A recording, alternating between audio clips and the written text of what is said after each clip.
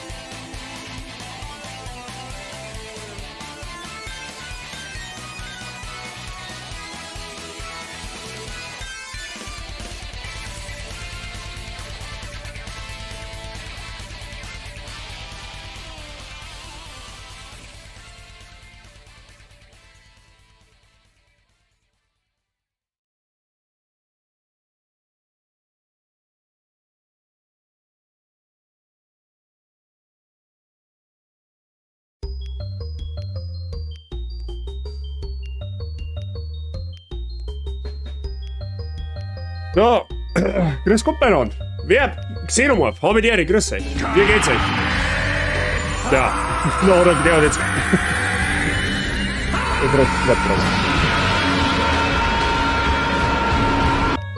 Don't say Atreus, shout BOOY out of the bottom of your heart. Mr. Bryce, habe die Ehre, merci für dein Resub im 10. Monat. Willkommen weiterhin in der Barzegeben, viel Spaß mit dem Mods. Danke dir! Don't say Atreus, shout boy out of the bottom of your heart. Okay. Yeah, wir werden uns bemühen. Grüß Gott beieinander. Wie geht's euch? 10 Uhr habe ich die Ehre. Schön, dass du hast. Wir schauen mal aus. Geht's uns gut? Es ist so ein unfassbar kreisliches wieder. Das können wir beruhigt mit Socken verbringen, habe ich mir gedacht. Ich sage es jetzt einmal vorsichtshalber, schau mal vorweg. Es wird heute, falls ihr euch gedacht habt, heute einen Flauschknädel zu requesten oder sonstiges, ich werde heute leider nicht mit Flauschknädel dienen können, weil die zwei Herrschaften da drüben heute eine Rangelei haben. Ja? Und ich werde mich hüten, da irgendeinen der beiden auch nur anzufassen. Ja? Kunze für meine Finger ein bisschen semi-geil. Kann sie für meine Finger ein bisschen semi-geil. Ja, kann schlecht ausgehen, sagen wir es mal so. Prof, Barbediere, einen wunderschönen guten Morgen, ihr kleinen süßen, Topfenpalatschinken. Was ist denn der Topfenpalatsch? Ein Palatschinken kenne ich, aber was ist ein Topfenpalatschinken? Wurscht. Barbediere, Mike, Barbediere, guten Morgen. Wie geht's euch? Ist alles zauberhaft bei euch? Da haben wir gedacht, da druckt man einen spontanen Sonntagsstream ein. Ja? Topfen ist Quark. Ja, wieder was gelernt. Ein Bildungsstream, ich sag's eh. Wir haben einen absoluten Bildungsstream. Kannst du sagen, was du magst? Ein Pfannkuchen halt. Oh, Pfannkuchen wäre schon lange nicht mehr gut. Hört's auf, mir jetzt schon Hunger zu machen, ja? Ich muss nur da warten. Ich muss noch ein wenig da warten. Tatsächlich. Hört sich unflauschig an. Ja, es ist halt tatsächlich, aber von 0 auf 100. Von 0 auf 100. Ich bin in der Früh aufgestanden, gehe ins Bad, putze mir Zähne vor, mir tu jetzt einen Dusch. Ja, da haben die zwei da voll zugange. Ja, also er ist jetzt auf dem Haus und sie, weiß ich gar nicht. Sie sitzt auf dem Scheißhaus. Ja, gut, sehr gut. Perfekt. Ja, aber das ist mein, so da gibt's, das haben sie 2-3 Mal im Jahr. Ah ja, jetzt fetzen sie sich wieder ein wenig. Muss man ein wenig im Auge behalten, aber gut. Wurscht, hilft nicht, da müssen sie durch. Die werden sie schon wieder einkriegen. Spätestens in, weiß ich nicht, morgen in der Früh ist wieder alles gut. Schauen wir mal. So. Jetzt habe ich vorher gerade einen halben Schlaganfall gekriegt, weil mein Windows hat sich noch abgedatet. Hab gemeint, hey, ich brauche ein Update. Und dann habe ich auf der Game Capture Card einmal wieder keinen Ton nicht gehabt. Weil ich war schon wieder so kurz davor gewesen, da ich gesagt hätte, hey, fickt's eng. Also, nicht euch, ne? So fick dich, PC, ich muss einen Stream sagen, weil ich keinen Ton nicht herbringe. Aber hat sich dann Gott sei Dank wieder erübrigt. Ja? Also einmal, im Endeffekt einmal Game Capture Card anstecken und anstecken und den Ton wieder gebracht. Ja? Zeno, merci dir für dein Prime-Sub. Willkommen in der Bazi-Gang, mein Freund. Viel Spaß mit den Emotes. Schön, dich in der Bazi Gang begrüßen zu dürfen. Updates des Todes. Ey, das ist furchtbar in letzter Zeit. Ohne Feier jetzt mal ohne Krampf. Egal, was ich mache, egal ob es ein Windows, das ist ein kleines Windows-Update, weißt du, jetzt irgendein Treiber-Update, keine Ahnung, irgendwas, das wo nicht mal groß ist, vielleicht so 100 Mbit, das machst und es ist alles, also nahezu alles kaputt, so. Dann, oder wie jetzt zum Beispiel, es gab ja jetzt von OBS ein Update, ein recht groß. Hey, ich mach das nicht. Nein, einfach nein, weil ich es nicht mache. Weil ich genau weiß, wenn ich auf den Update-Button drücke, dann kann ich mein ganz OBS neu aufsetzen. 100%ig. Sag ich nicht ein. Solange das funktioniert, mache ich kein OBS-Update nicht. Kannst du voll vergessen.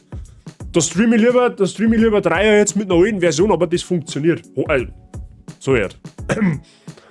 Fragt sich halt gerade, wie lang. Aber das, wie gesagt, das OBS-Update, das ist momentan, was da jetzt haben, das ist unfassbar groß. Da ist allerhand Scheiß dazu gekommen. Also so viel lese ich, so viel habe ich noch nicht einmal gelesen, nicht einmal in der Schule. Einfach nein, ich mach das Update nicht. Kannst du voll knicken. Erst wenn ich gar nichts mehr tun kann, dann mache ich ein Update. Du hast nicht über den ganzen Tag gebraucht, bis wieder alles gegangen ist. Ja, genau. Genau deswegen mache ich dieses Update nicht, weil ich genau weiß, wenn ich da auch nur in die Nähe, mit meiner Maus in die Nähe des Update-Buttons komme, ja, dann schießt es mal. Und auf das habe ich halt. Das mache ich vielleicht, wenn ich dann im Oktober daheim bin. Vielleicht, eventuell, wenn der Zukunftsbasis Lust hat auf das. Aber belassen wir es einfach mal dabei. Ja? Viel wichtiger ist, was wir jetzt tun. Wir haben jetzt God of War weiterzogen. Ja? Wir machen heute den God of War weiter. Durch das, dass wir wann haben wir denn das letzte Mal God of War gespielt? Am Montag, glaube ich. Ist schon wieder fast eine Woche her. Heilige Scheiße. Genau, machen wir mit God of War weiter. Schauen wir mal, wie weit wir kommen. Und dann, ja, sagen wir schon. Ich werde jetzt ungefähr streamen bis um 1, viel über 1, halb 2, maximal, länger nicht. Wir haben nämlich nur ein anderes Problem. Also privater Natur, wir haben kein Warmwasser mehr. Seit Freitag. Wir können quasi nicht mehr duschen. So. Jetzt ist halt die Frage, wo ich jetzt dann tue. Entweder voll zu meine Leute zum Duschen oder, keine Ahnung, der Sting halt. Irgendwie so. Aber gut, ja, sie habe dir. Servus, grüß dich. Guten Morgen. Alles fit bei dir? Ja, und jetzt sitzen Frau Bazi und mir im Endeffekt da. Wir waren gestern beim Umziehen, also meine Schwägerin praktisch ist umgezogen in ihre Studentenbude. Und kommst heim, möchtest eigentlich, oder hoffst eigentlich, es ist behoben, ja. Dann kannst du mal kalt duschen gehen. Ja, und dann kommst du dann so aus der Duschen raus. Ja, dann brauchst du erst einmal 8 Deckern, bis dass du wieder da wärmer kannst. Aber gut.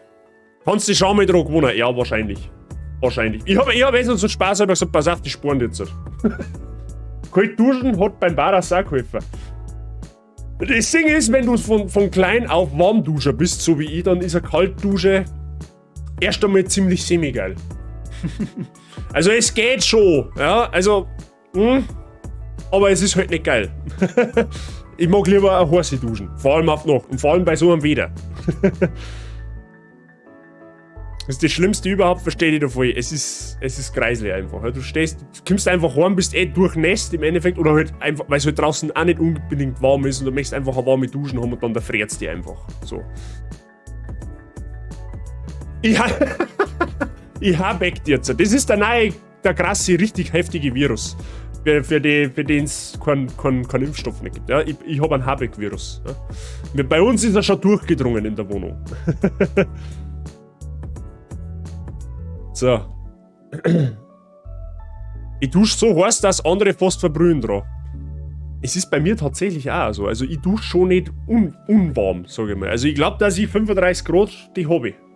Also im Sommer natürlich nicht, aber so bei dem Wetter 35 Grad, Frau Bazi, wenn einer kommt auch wieder, da ist eine Sauna und sage, ja, ist ja richtig so. Weil du kommst aus der Dusche raus und du magst das ja nicht kalt haben, ne? Das soll ja angenehm sein. Genau. Dann müsst ihr sein, Ching wirft schon wieder mit Shoutouts um sich. Habe die servus. Leute, schaut mal bei die ganzen Live bei die, wo jetzt geshoutoutet worden haben. Alles sehr zauberhaft flauschige Menschen aus unterschiedlichsten Genres. Musiker, Gamer, Bodyartisten und so weiter und so fort. Kann man auf alle Fälle mal draufschauen und auschecken. Ja, und einen Ehrendaumerling da lassen. Ja? Bitte, Dankeschön. Dass ich zumindest was tue bei meiner Sitzung. Okay, gut. Auf den Spruch fangen wir jetzt mit God of War, okay? Damit der Sei auf seiner Sitzung was zu sagen hat. Herbert Habitäre, servus, grüß dich. So, passt auf. So, Klappe. Ah.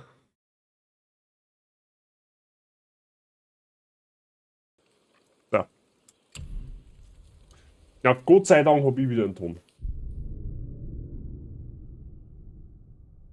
Michi, habe die Ehre. Nur beim Gedanken an kalt duschen werde ich zur Prinzessin.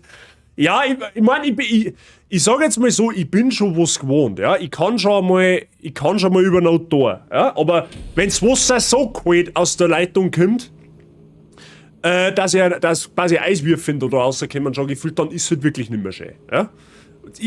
Es ist ja nicht nur duschen. Wir kriegen ja nicht einmal mehr Leitungswasser halbwegs warm aus. Ja? Wenn man Zent putzen muss, dann habe ich danach Eiszent. Also, mir ist jetzt nicht so, dass ich heißes Wasser zum Zentputzen hernehme, aber ne? Du möchtest halt doch einfach irgendwie mit warmem Tent waschen oder was weiß der Teufel, wenn du aufs Klo gehst, ja, dann musst du mit einem eiskalten Wasser zufrieden geben. Das ist halt äußerst unschön. Ja? Aber gut, es hilft ja nicht. Schau vorbereitet auf die Nachtschicht. Ist das jetzt eine ernst gemeinte Frage? Oder soll ich da noch ein Schienbein treten? Oder was ist denn mit dir? In welcher Welt bereitet man sich an einem Sonntag auf eine Nachtschicht vor? Die eigentlich richtig einzige Vorbereitung ist, einen Krankenzettel zu holen. Ich verstehe die Frage nicht. Wenn du vorbereitet auf die Nachtschicht bist, du jetzt so komplett hingelaufen oder was? Gut, so, da müsste auch Atreus da, hat beim letzten Mal ziemlich einen Scheiß betrieben. Ja, deswegen haben wir jetzt wieder mal in der Hölle, weil der Erdora ist ja Stammgast in der Hölle, habe ich mal gehört. Und jetzt müssen wir die Suppen natürlich wieder irgendwie ausbauen. Schauen wir mal. Ich möchte noch einen YouTuber zitieren, ich mache gerade einen Malermeister seit der Früh. Okay. Bei uns im Dienst ist Warmwasser schon abgeschaltet. Kannst du Hand kalt waschen. Das ist halt einfach nicht geil. Es ist halt einfach nicht geil. Wow, Kalt ist halt kalt. Das Und kalt ist halt, ja. Nicht nur Hehl. Der schlimmste Teil von Hehl überhaupt. Super, wir haben ja nicht nur irgendwo in Hehl, sondern im schlimmsten Teil von Hehl. Super Sache. Sehr gut, Atreus. Das hast du ganz gut hingebracht. Du hast zauberhaft hast du das gemacht. Ich sehe ein Boot. Bring uns hin. Es bringt uns nur halb bis zu Tirs Tempel. Aber zumindest bringt es uns weit weg von hier. Seit 1000 Lebzeiten hält der Brückenwächter schon die Lebenden von hier fern. Aber jetzt, wo du ihm das Herz rausgerissen hast, sind wir hier. Schon hoch ist der Lauf der Dinge. Aha.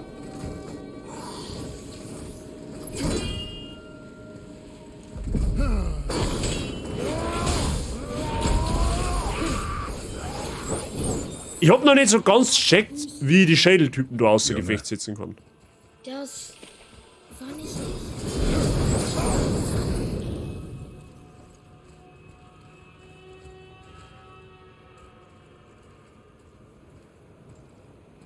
Ich kann Urlaub da auch, aber bei mir ist halt Arbeiten freiwillig. Ich verstehe die Frage nicht, wie man freiwillig an einem Sonntag in die Nachtschicht gehen kann.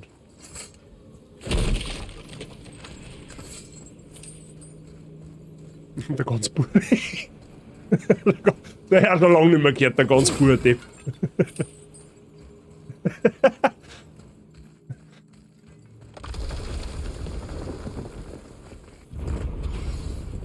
It's all about the money, ja. Ich kann mir's ja leider nicht aussuchen, ich muss in die Nachtschicht. Das ist für mich heute ein Regelarbeitstag.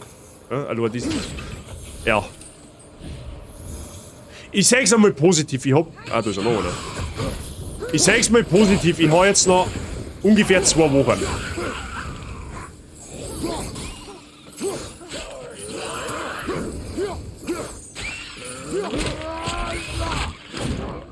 Ich glaube, ich hab's kaputt gemacht. Stundengeil. Hab ich ja gestern auch spät gemacht. Weißt du, er ist halt nicht nur heute in der Nachtschicht da, sondern er geht auch Samstag in Spätschicht. Ich meine, wie wenn ich nichts Besseres zum tun hätte an einem Samstag. Das war ich. Aber wir sind Götter. Wir tun, was immer wir wollen. Wende dich ab, Junge. Das sagte ich zu deiner Mutter, bevor ich sie ihr besorgt habe. Kann nicht sein. Das war ich nicht. Denke jetzt nicht daran. Nicht hier. Ja, Wir müssen weiter. ja. Dämmert da langsam, dass du Scheiße baut hast, hä? Zipfjordam. Die Stunden machen's geht. Für die ist ja heute noch quasi schon Montag. Ja, der Unterschied stimmt. Das Problem ist, dass ich Freitag in der Nachtschicht auch noch, dass ich theoretisch Freitag in der Nachtschicht dann auch noch arbeiten müsste. Aber das Ding ist jetzt, ich habe jetzt quasi 3 Tage Nachtschicht, also quasi heute, morgen und übermorgen, also bis auf Mittwoch und Freitag, Samstag Frühschicht. Dafür Mittwoch, Donnerstag frei. Aber ich sage es halt ganz ehrlich, wie es ist, da ich lieber Mittwoch, Donnerstag in die Arbeit gehen, bevor ich Samstag arbeiten muss. Aber gut, das hilft ja nicht, ne? Irgendwo muss ich das Geld herbringen.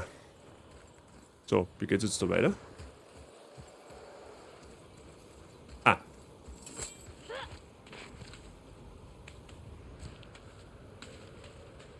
Kopf, was war das? Nicht nur die Alten und Kranken kommen nach Helheim, auch Verbrecher. Hel darf keinen Unterschied machen zwischen uns und jenen, denen diese Vision Qual sein soll. Wie beenden wir es? Indem wir Hel verlassen. So schnell wie möglich. Ich lasse mich nicht davon quälen. Wie du gesagt hast, Mimir. Es war nur ein Trugbild. Das war nicht ich. Nein. Aber es zeigt, wer du neuerdings geworden bist. Hör zu, ich weiß, ich habe uns das eingebrockt. Aber ich bringe uns auch wieder raus. Wer immer ich bin. Ich bringe uns hier raus. Du tust, was man dir sagt. Vielleicht ist das nicht, wer ich bin. Das sollte es aber sein. Jetzt lenk mich nicht weiter ab. Aha. Brauchen wir einen Hackelsepp.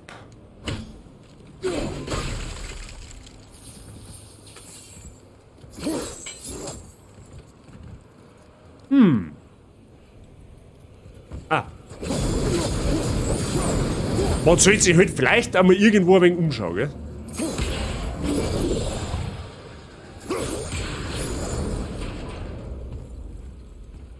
Ja gut, das erklärt jetzt das eine.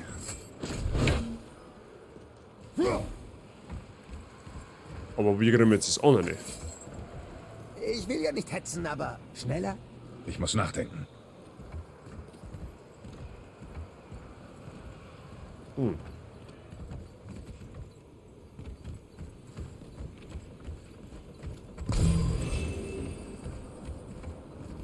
Ich gehe mal meine Fabrik weiter umbauen. Passt schon mal, viel Spaß weiterhin. Merci für den Dank. Ja, lol, und jetzt? Muss ich das von da umstellen oder was? Also, ich spüre meine Finger nicht mehr. Müssen beide Windfallen gefüllt werden? Ja, offensichtlich. Es sei denn... Moment mal. Ah! Aha! Ja, ich check schon.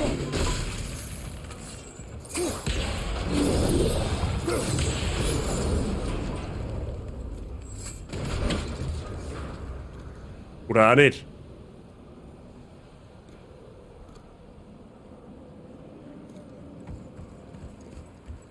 Es müssen beide Windfallen...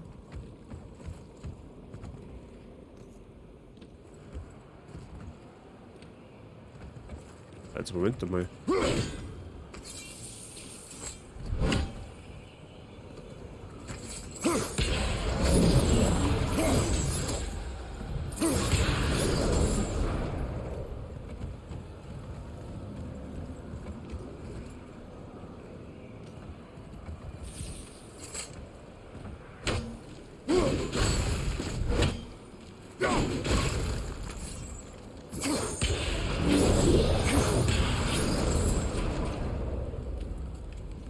Ja, okay, aber da tut es jetzt irgendwie...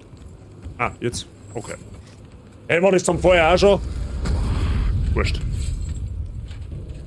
Oh, leck, was ist denn der für einer?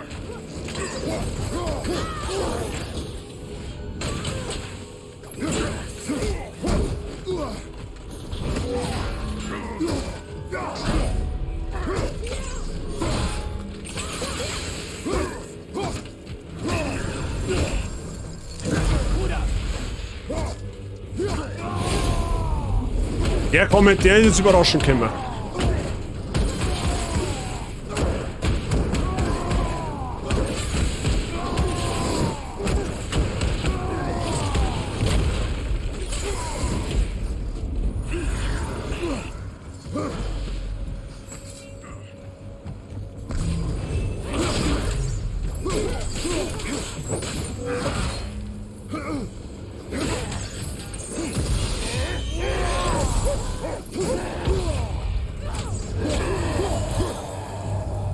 Oh, der holt der Weg aus. Haben wir da? Chaosflamme, sehr gut, da können wir unsere Klingen weiter aufbessern. Ich weiß, geschubst, aber Fabrik auf. Ja, aber was denken wir eigentlich? Ja, dass solche Gedanken bei mir im Stream mittlerweile entstehen. Immer, was haben wir denn denkt? Aber ist eh recht so. Ist eh recht so.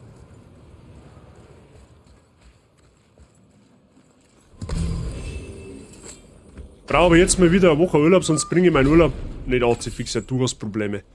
Du hast Probleme, ganz ehrlich. Warte, ich glaube, ich sehe Baldur davon.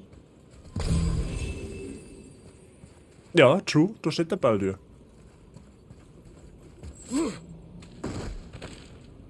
Glaube aber nicht, dass der in der Hölle ist. Darf uns nicht sehen. Hör zu. Ich hatte jedes Recht. Ich bin deine Mutter. Du hattest kein Recht, Hexe. Ich schmecke nichts. Ich rieche nichts. Ich fühle nicht mal die Temperatur in diesem Raum. Essen, trinken, Frauen, alles ist fort. Aber du wirst niemals wieder Schmerz verspüren müssen. Der Tod hat jetzt keinerlei Macht über dich. Würdest du lieber sterben? Als nie wieder zu fühlen? Ja. Ja. Ja, ich würde lieber sterben. Ja. Befreie mich davon. Ich kann nicht. Bitte. Bitte. Bitte. Befreie mich. So funktioniert das nicht. Bitte. Sohn, glaub mir. Irgendwann dankst du mir.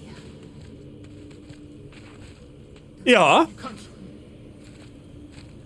Jetzt erfahren wir ein wenig, wer sie ist, also die Hexe, ja, Freya und der Baldur. Die sind Mutter und Kind.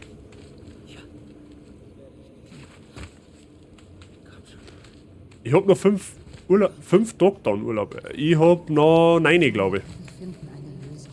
Ich verspreche es. Glaub mir, ich weiß wie.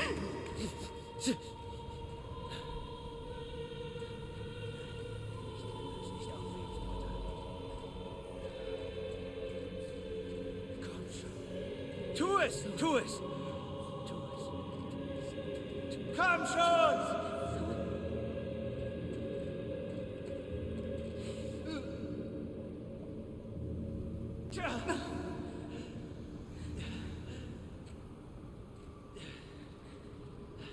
Ich kann gerade nicht weitergehen, abgesehen davon, gell?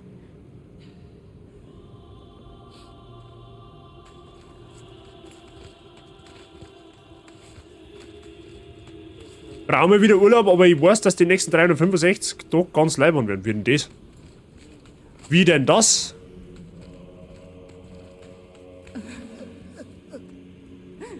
Freya ist seine Mutter. Warum hast du uns das vorenthalten, Kopf? Würdest du glauben, dass es mir entfallen war? Sicher nicht. Na, dann weiß ich's auch nicht. Ich habe gewiss keinen Grund, so etwas zu verheimlichen. Da ist das Boot. Wir kommen darauf zurück. Bald. Hey, Frage, ist jetzt...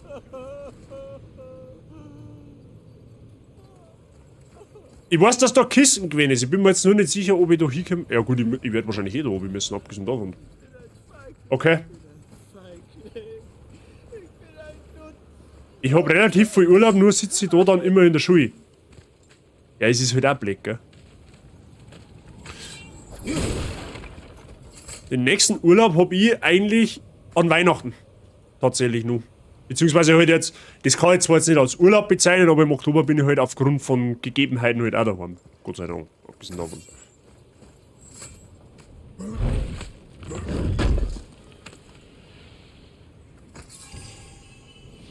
Aha, da gibt's wieder einen Stall. Also ich komme auf die Fläche gar nicht hin, da, oder was? Aber ja gut, okay. So, mal schauen. An das Boot kann ich mich noch irgendwie erinnern. Ich glaube, da kommt dann irgendeine so eine Kampfpassage, so ein wenig länger, ne, wenn mich nicht alles täuscht.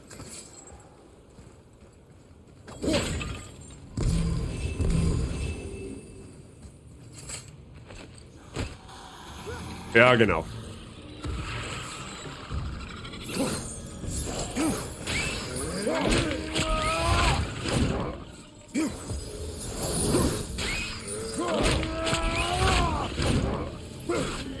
Aha, der kommt momentan eine Teleportation, sehr gut.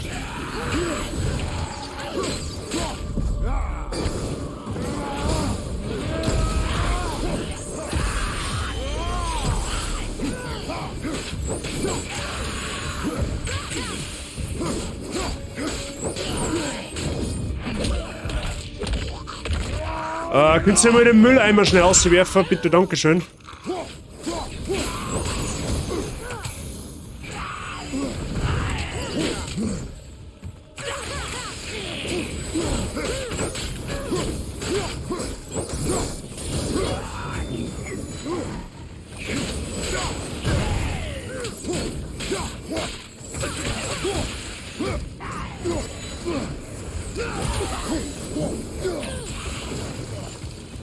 Solches Chaos. Viel Arbeit wartet, wenn ich dich getötet habe. Wer war das? Oh, das war der Zeus. Sehr gut, merci dir.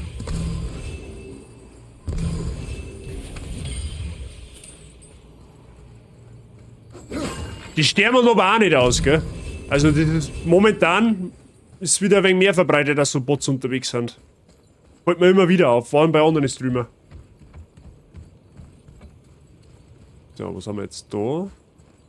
Jetzt haben wir da umgeschirmt. Oh, da ist eine Truhe da hinten. Hab ich schon erlurt.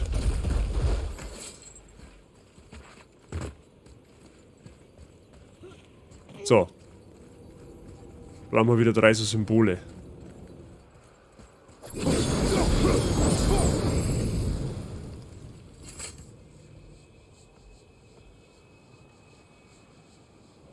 Das muss man einschieben, gell?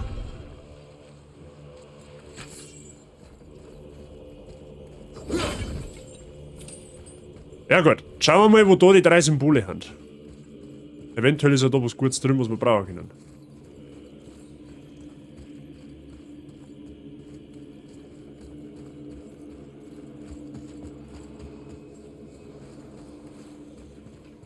Da ist schon mal 1.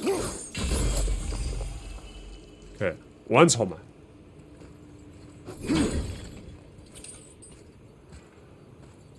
Ja, wahrscheinlich haben die ah, da schau her. Das ist 2. So, dann gehen sie noch 1 ab. Muss ja auch irgendwo da sein. Kann ja nicht weit weg sein von da. Glaube ich jetzt einmal.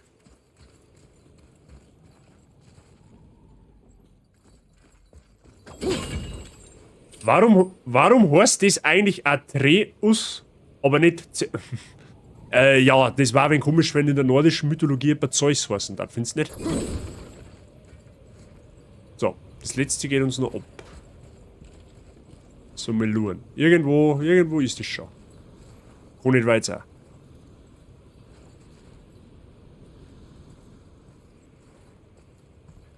Ich tippe sogar, dass es eher da drin irgendwo ist.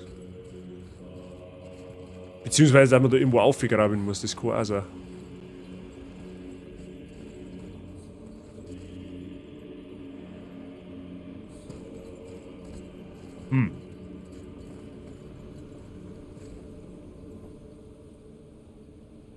Da oben ist eine Kiste, das heißt, da oben kommt man auf alle Fälle irgendwie hin.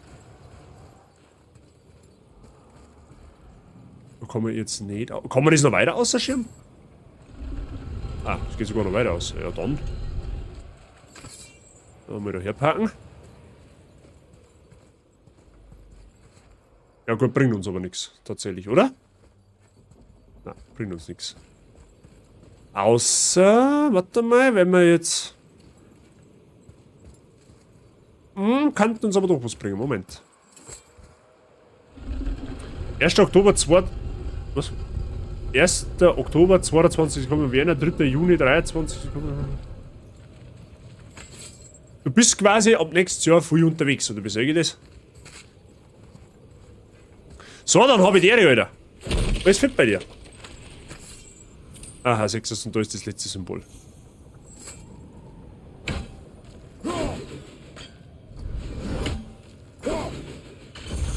Nice. Und schau.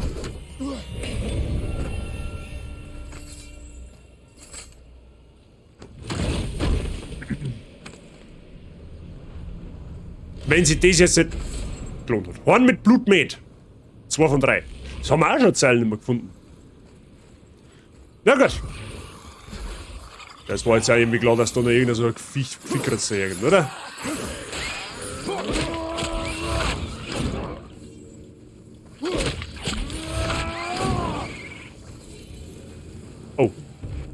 Ja, der ist bauen gegangen.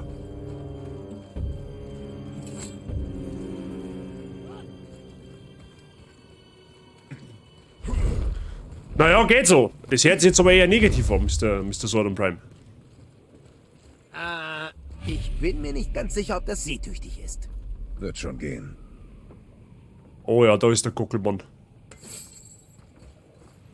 Ist ein Federknädel. Er schaut schon heftig aus, gell? So imposant, wenn er da so... Weil, Mr. Price, was hat der Vogel für eine Aufgabe? Was macht der Höllenvogel? Ist der einfach nur zwecks der Einschüchterung da oder hat der irgendeine Aufgabe in seinem Leben? Federknädel, Knädelzwilling, genau. Du hast keine Ahnung, okay.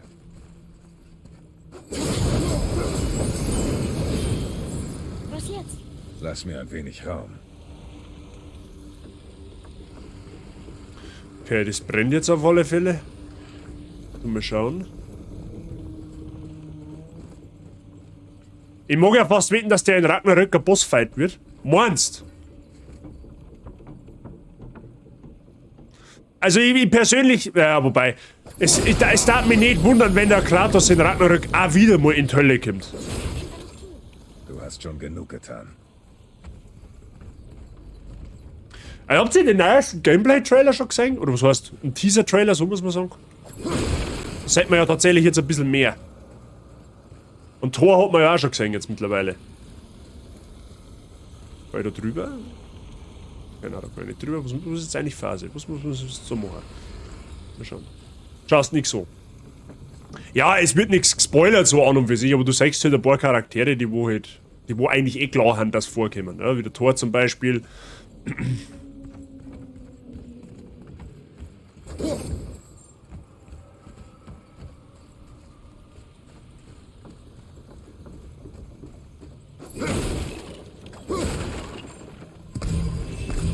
Haben wir auch nicht mehr lang. Kommt ja bald. Ich bin schon gespannt, wie das wird.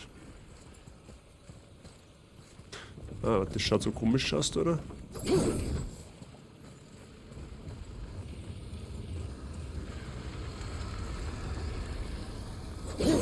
Ja, mit der Rätselei habe ich es halt nicht. Also, was ist jetzt eigentlich... Warte mal.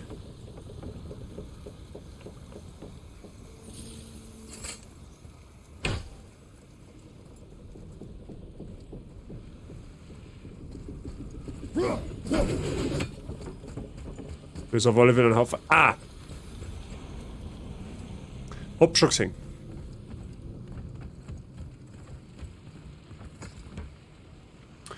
Magst du Chill dann Kori... Was? Magst du Chili dann Kori die Woche mal was in der Nachtschicht? Nein, Chili mag ich nicht.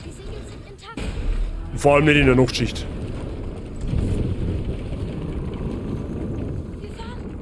Toll! Nur vergesst nicht, dieses Boot bringt uns nur ein Stück weit. Tyrs Tempel steht oben an einem gewaltigen Wasserfall, der leider von hier aus flussaufwärts liegt. Das heißt, selbst wenn wir heil dorthin kommen, müssen wir immer noch irgendwie einen Wasserfall hinauffahren. Die Wanen erbauten das tollste Schiff aller Zeiten und das kann fliegen. Skidbladnir? Ja, das wurde ja auch zum Fliegen gebaut. Das hier nicht.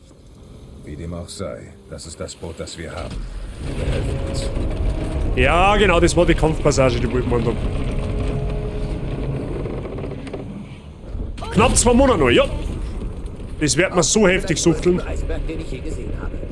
Immerhin ist das Feuer schön warm. Was jetzt? Titanic-Vibes incoming.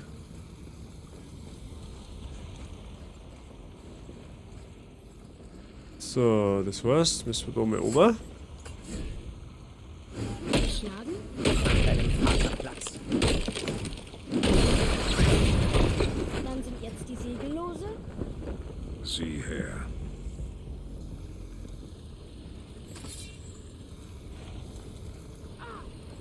Okay, Segel haben lose, super. Weinswürstel mit Kraut haben da dieselbe Wirkung. Ja, genau. Definitiv. Wirkt sie aufs Gleiche aus.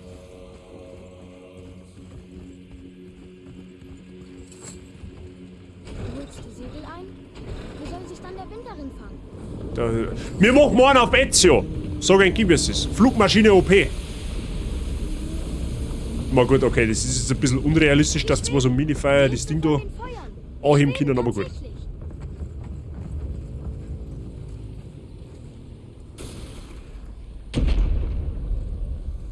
Ah, du schon her.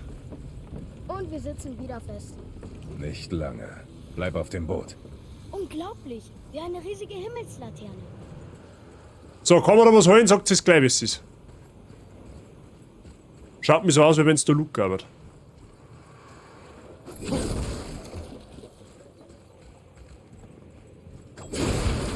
Sag ich doch.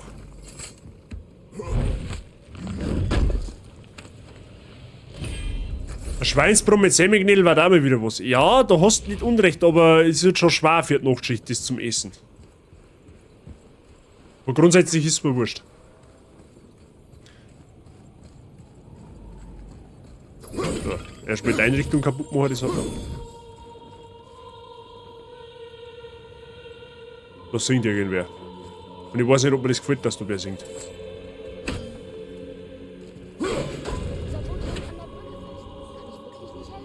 Ich sagte, bleib auf dem Boot.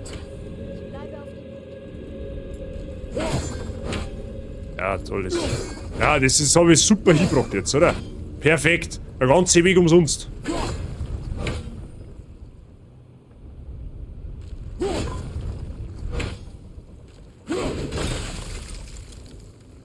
Okay.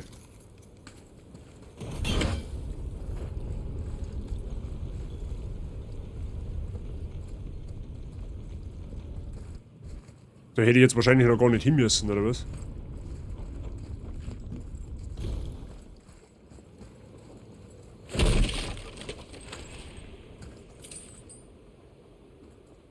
Schweinsknödel mit einem Kartoffelknödel. Die perfekte Mischung vom Sei. Ja und jetzt? Komm ich da nicht mehr runter, oder was? Aber blöd.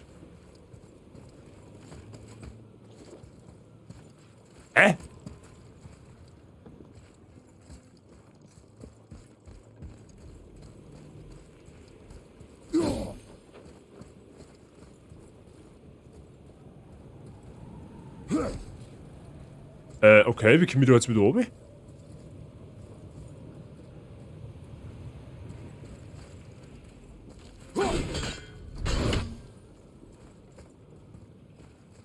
Okay. Ah. Hm. Ja, das ist das manchmal ein bisschen unkenntlich gezeichnet, oder das Ganze. Ich habe einen Hunger, lasst's mich. Frag mich einmal. Ja, ich muss mich wieder gedulden. So, wir müssen auf alle Fälle da, das muss weg. So, und da müssen wir dann nochmal aussteigen und den da oben weg. Da habe ich schon gesehen, das ist.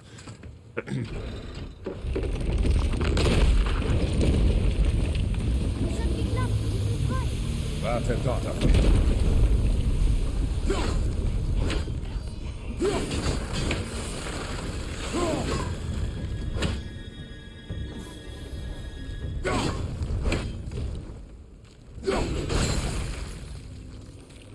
So, scheiß auf die Gegner. Machen wir mal so. Ja, ich mach mir jetzt auch was warm. Sehr gut. Und du hast wahrscheinlich noch ein Restel von gestern, oder? Ein Hirschgulasch wäre jetzt auch geil. Ich hab ihn gar lieb. Ich hab ihn gar außerordentlich lieb.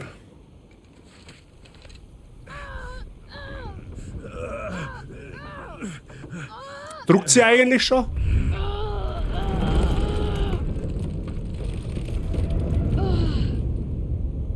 Geschafft! Ist frei! Aus Helheim Wir entkommen. werden hier wieder rauskommen. Stell dich mir, Vater! Lass es uns beenden! Ja, mein Sohn. Es ist Zeit. Oh, Zeus incoming. Wieder diese Stimme. Weißt du, wer das ist? Ich weiß es nicht. Himmel von Helheim. Tolle Wurst. Eisberg! Rückwärts! Festhalten!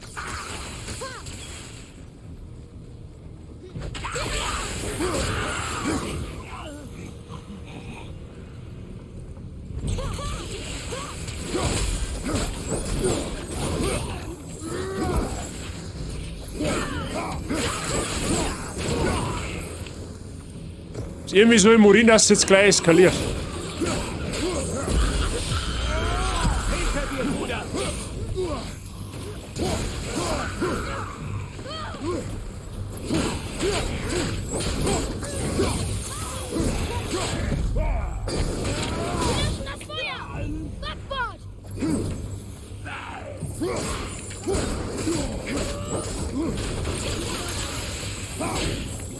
Los du mein Feige!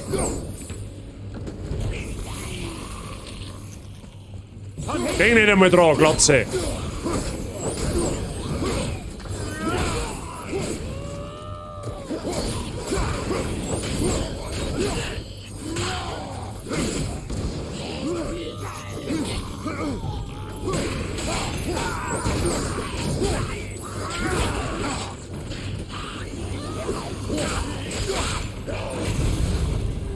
Alec, was ist denn jetzt? Ich sage, jetzt eskaliert's gleich wieder. Etwas hält uns fest! Backbord! Eine Harpune! Ich befreie uns!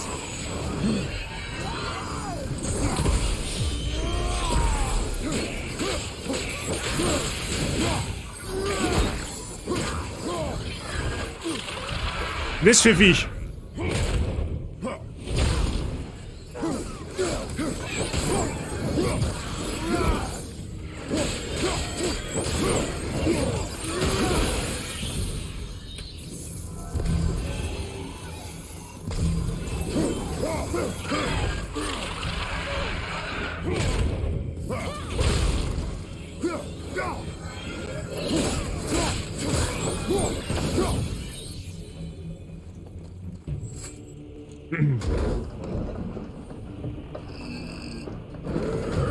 Bei mir gibt es Schnitzelvariation, wir haben Miracoli Spaghetti überhaupt, ich hätte noch über die Schweinshacken. Das ist, wie man Hunger kriegt, ich sag's euch groß, wie es ist. Okay?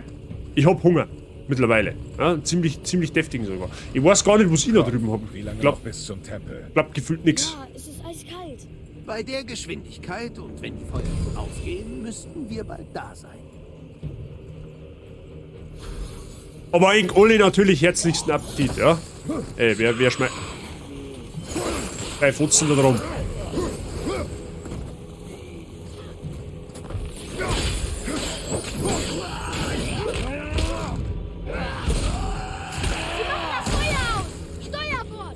Keiner macht mein Feuer aus. Tobanga nö.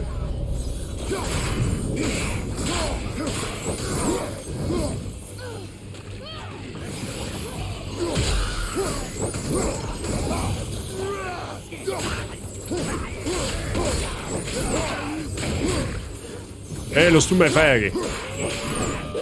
Oh, kriegst du einen Mongschubel, dass der schlecht wird. Das Feuer ist aus! Steuerbord! Kratos, voll!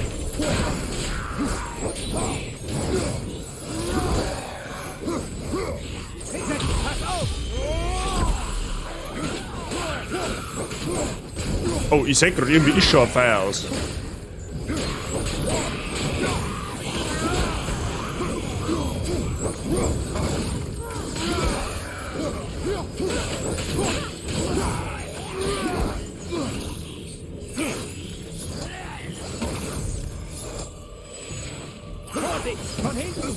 Alter, der geht in der Reihe von da gar nicht.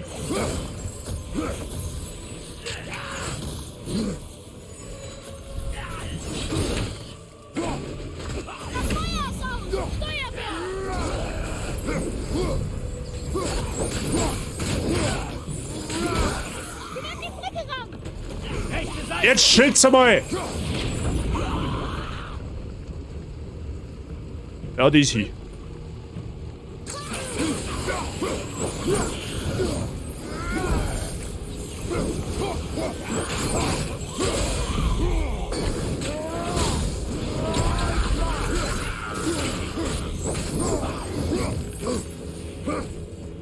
Du grintiges Arschloch!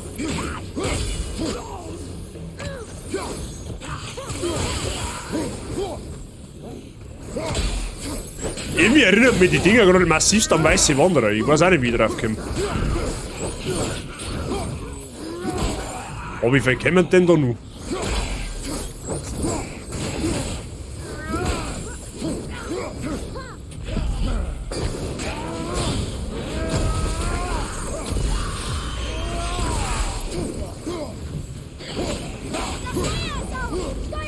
Ich kann nicht überall sein!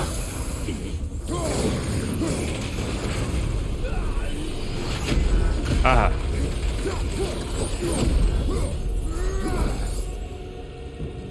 Wir können sein God of War mal nicht eskalieren.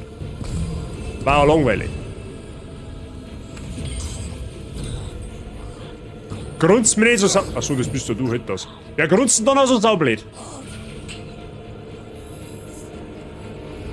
Da grunzt ja irgendwer. Oh, wieder Knädel unflauschig.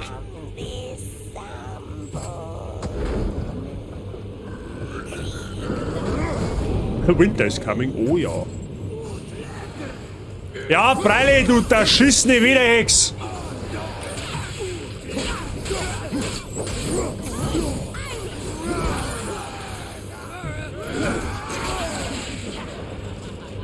Ja, das findest du ganz cool, gell?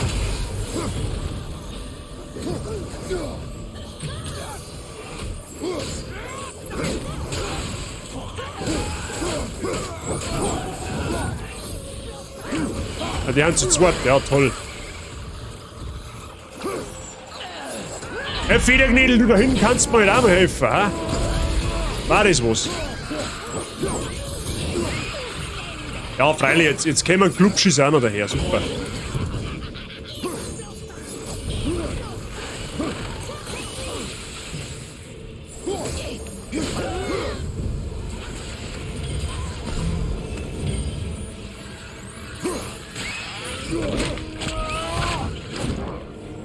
Schnauze! Hast du ein Dusel, dass ich die da nicht erklangen kann? Ab vom Hof! Haben wir sie jetzt dann? Bin kurz AFK wegen dem Futter, ja, passt das ey. Einen guten. Einen guten Appetit wünsche. Ist ja perfekte Zeit zum Mittagessen.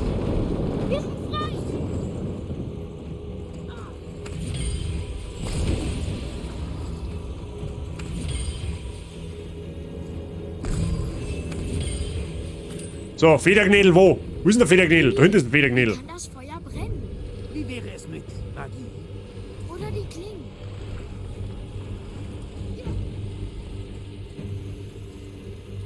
Ich glaube, irgendwann haben wir sogar hinter ihm tatsächlich, oder? Mal schauen, was haben wir da? Das ist auch noch Loot.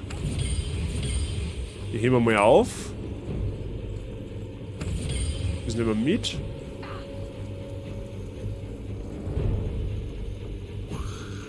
Ja, ist eh klar. Wenn wir mal die Zempfis wegziehen. Oh, jetzt kommt der Hammerhead.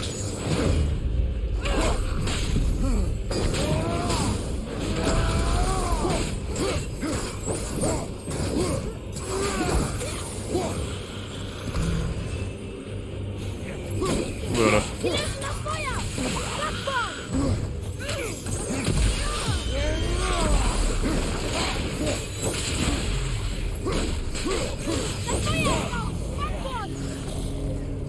Wie gesagt, ich kann nicht überall sein. Vorsicht! Hinter dir!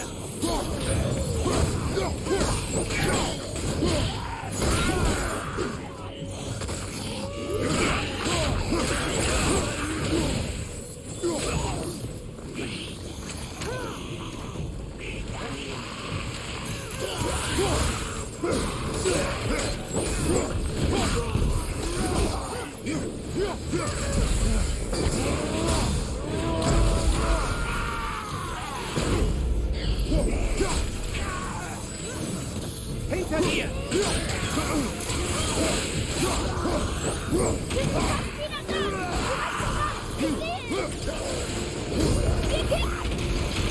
Oha! Weitere Harpunen! Ah, das Gas. Ja, freilich, jetzt kommt der Fettwanz da noch daher. Weiß eh noch nicht. Ja, super Sache. Wo haben sie denkt, wieder alle auslassen jetzt? Ist doch klar, dass es in der Hölle so viel Leid gibt.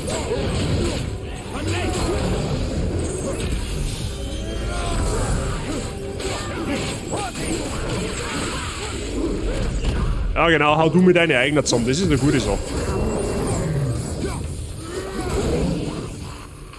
Wo gehst her? Hopp, reiter.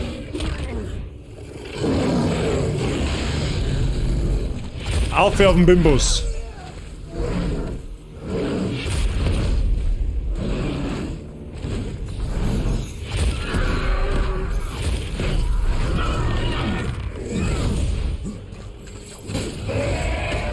Oh, umfallen wie ein Nosser sagt, das ist eine perfekte Geschichte. Vater, geh nicht auf den Bug. Aber wir müssen die Harpune lösen. Ja, ich tue mal die Harpune lösen. Das meine ich ist eine zauberhafte Geschichte. Und gemäß dem Fall, die lassen mich.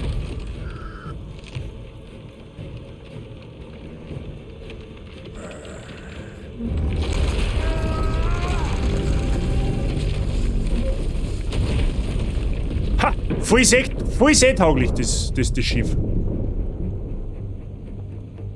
Es ist Zeit, mein Sohn. Sieh dich um, sieh, was du getan hast. Oh, Flashback vom Kratos.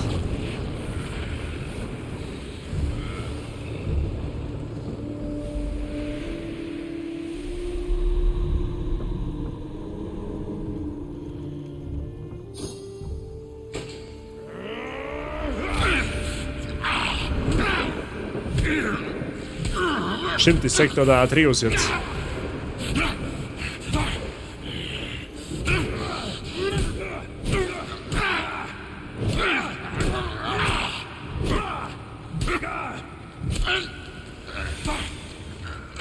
Los, komm, wir müssen weg. Du sahst. Weg hier, sieh doch.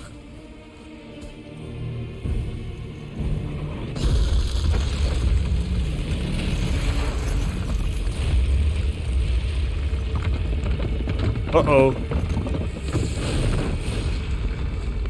Ich hab nen Plan. Spring.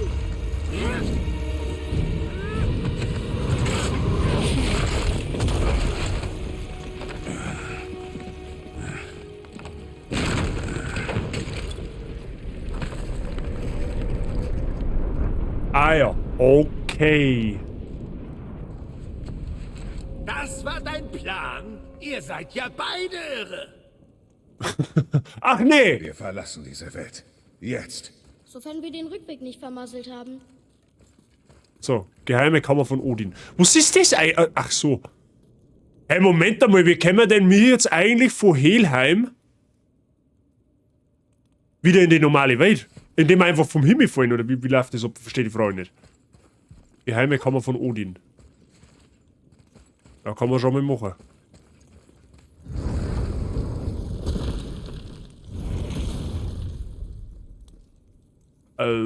Okay. Hierher hat Odin seine besten Hinweise zu Jötunheim gebracht.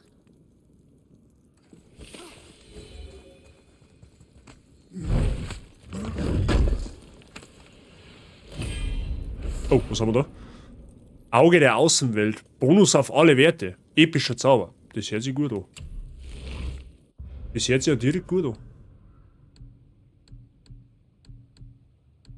an. Die Frage ist jetzt...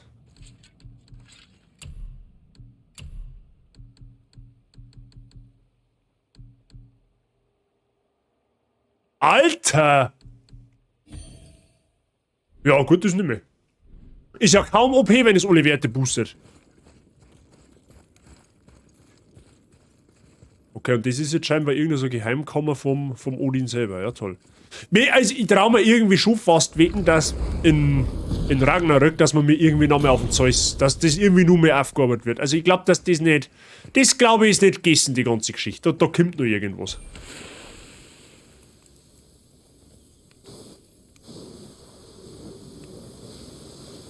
Nicht das. Ich drücke aber auch wirklich jedes Mal den falschen Knopf, gell?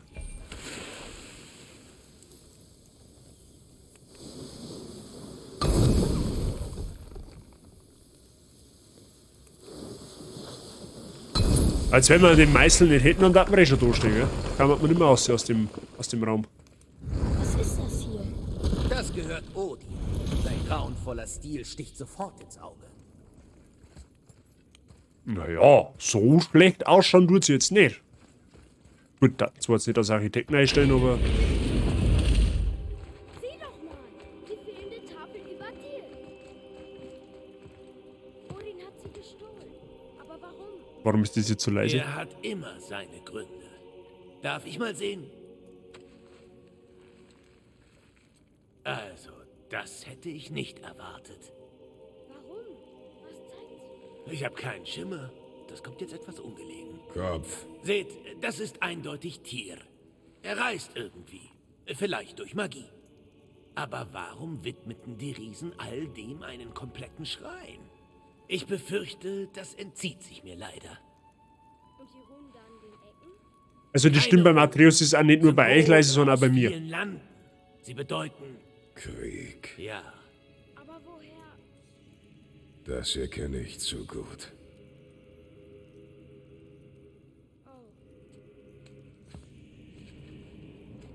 Ich wollte gerade sagen, was macht das Omega da oben?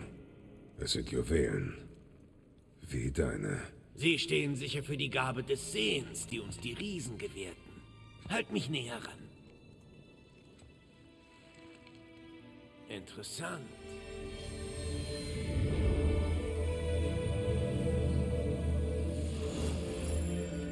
Äußerst interessant. Was ist das? Geheimpläne. Tyr hat sie vor allen anderen verborgen. Bis auf die wenigen, denen die Riesen vertrauten. Und direkt vor Odins Nase. Ich sagte doch, ich bringe euch nach Jotunheim. Wie meinst du das? Du sagtest, es gibt keinen Weg. Verstehst du nicht, Bruder? Wir sollten wie Odin die Hoffnung nie aufgeben. Er wusste, hier gibt es einen Hinweis, aber wir haben ihn gefunden. Dies sind die Pläne für einen Schlüssel zu Tyrs Geheimkammer. Ich weiß nicht, wohin das führt oder was wir finden, aber es ist ein Weg. Wie machen wir diesen Schlüssel? Fragen wir doch einfach einen Zwerg.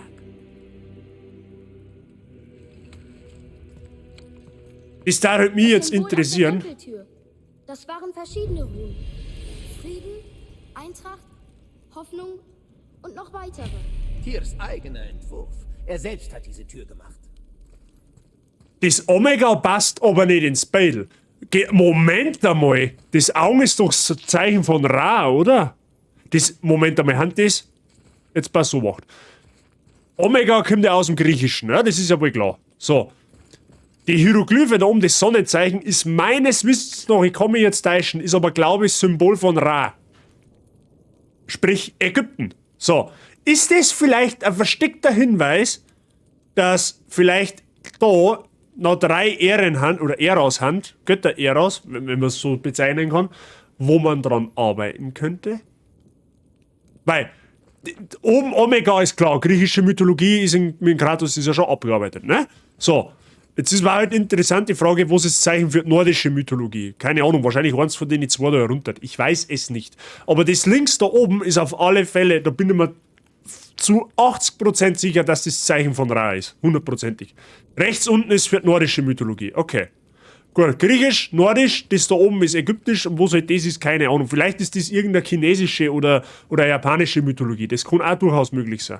Ich glaube, das darf, glaube ich, sogar Sinn machen. Wer weiß. Ja, eventuell links unten ist japanisch, ja, wenn man schon denkt. Ninjas.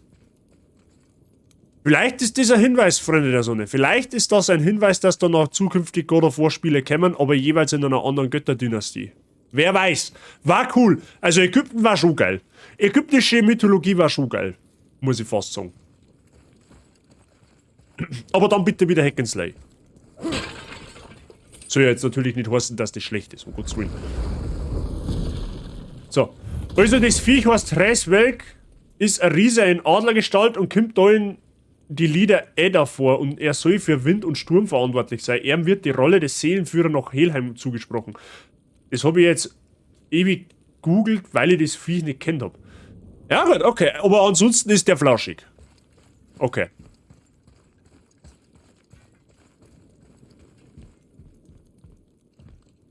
Ist mit einer der verbreitetsten Theorien. Das ist mir jetzt, wenn ich jetzt das Omega-Symbol oben nicht gesehen hätte, wird mir das gar nicht aufgefallen. Sag dir ganz ehrlich, was es ist. Was du vorhin sahst. Ich habe nichts gesehen. Du hast niemanden gesehen? Einen alten Mann? Welchen alten Mann? Können wir gehen? Ja. Na schön.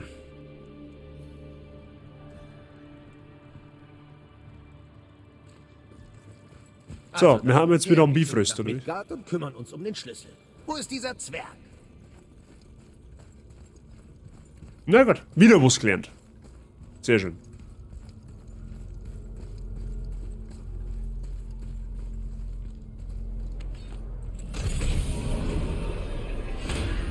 Ich glaube, ich weiß, was jetzt kommt.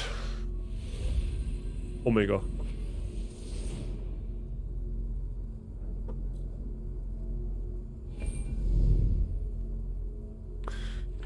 Reisen wir wieder noch Midgard.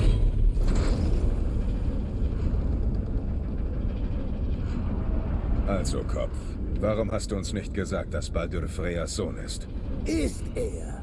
Ich bin jedes Mal erneut schockiert, obwohl ich es offensichtlich weiß. Aber wenn ich an Baldur und Freya denke, dann... Mimir? Ja, Junge, Freya. was meinst du? Kopf, sag mir, was Baldurs Schwäche ist. Baldur ist unverwundbar gegen alle Bedrohungen, physische oder magische. Halt, was geschieht hier? Er ist verhext und darf nicht verraten, was er weiß. Bin ich das? Tatsächlich, genau so ist es.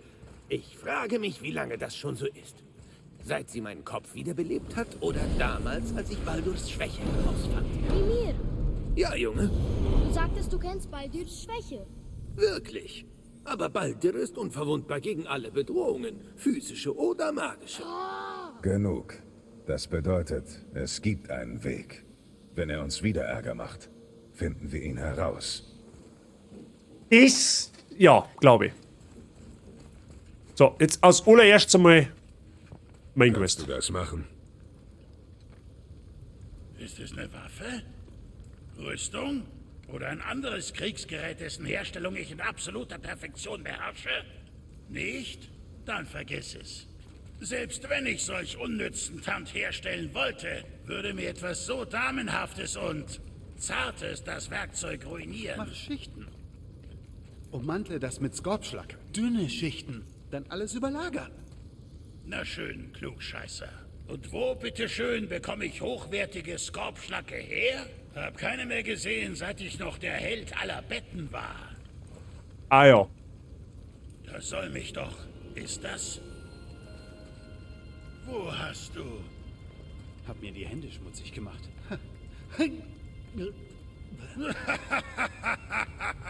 Na, steh doch nicht so herum. Lass es uns angehen. Was? Du? Du arbeitest an etwas, das keine Waffe ist? Hey, warum nicht? Was? Ich bin auch gereift. Oh, Vorsicht, der Schaft. Handgelenk locker. Kümmere dich um dein Handgelenk. Ja, ich brauche hier mehr Hitze. Sofort.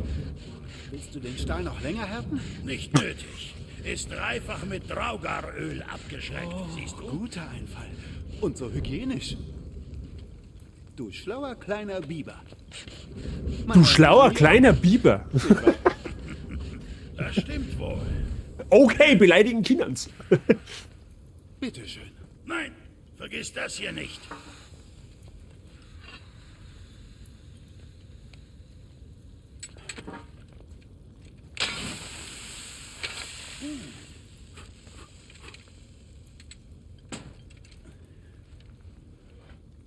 Oh, hör auf zu grinsen.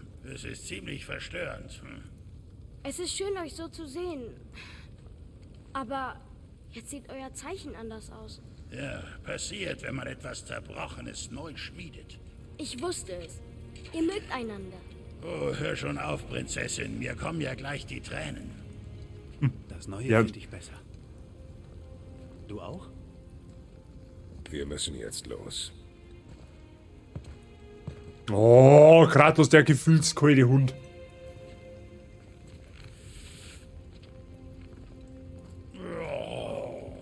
Also das war jetzt ungeil von ihm, gell? Muss man jetzt schon mal sagen. Also ein Handschlag verweigern, ne? Das ist unsportlich, Freund der Sonne. Gell? Da gehört er eigentlich der Kopf gegen den Wettstock holen, ne? Und dann Vollgas geben. Sag er, wie es ist. Beim Beck sind das Brunner und Brunner nicht Wildecker Herzbuben. Ja, Chaos-Klingen können wir verbessern, habe ich vor. Chill. Komm damit bald wieder. Ich habe Pläne. Gut. Leviathan Ochs geht noch nix. Armrüstung kann man verbessern, das meine ich machen wir sogar. Warte mal, welche Drohnen hier eigentlich? Den gar keine, okay. Ja, okay. Worüber haben wir noch geredet? Dann weiter. Die zwei sind einfach legendär. Die zwei Zwerge sind wirklich witzig. Jetzt müssen wir nur rausfinden, zu welcher Tür dieser Schlüssel gehört. Muss ja irgendwo im Tempel sein. Wo ist denn eigentlich, Ah, da schau her. Mr. Ist das er oder sie? Keine Ahnung. Ich sag jetzt einfach mal Mr. Schlangenmann. Können wir den vielleicht rufen? So, mal schauen. Mal schauen. Ist er? Okay.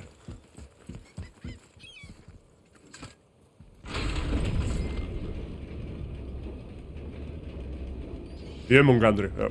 Ja, ich hätte auch Weiber lassen können, wer weiß. Wir sollten Jörmungandr nicht ohne Grund stören. Wie, der flaggt auf seinem Felsen, wie stören? Schau dir mal das an, der chillt sein Basic. Den kannst du nicht stören.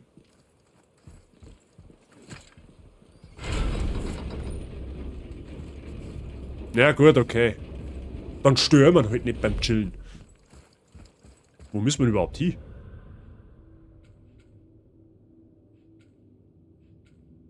Also, wir müssen mit... Hä? WTF?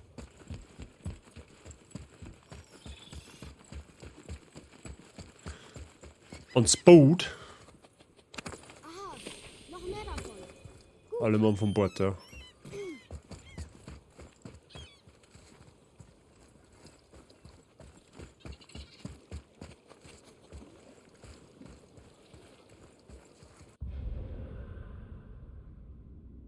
Für mich in Tür sein kann das sein. So, mal schauen.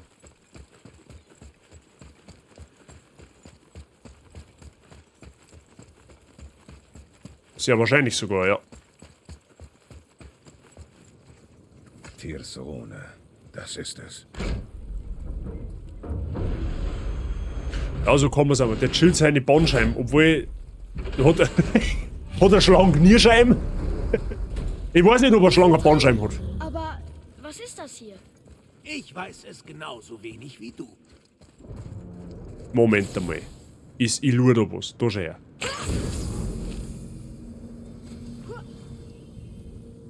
Ist jetzt das der Zaubergarten vom Odin, oder was? Toll. Ja, wo haben wir denn Der jetzt? Baum. Wir sind unterhalb der Weltenreisekammer. Aber wieso Wollte ist ich der gerade Boden sagen. an der Decke?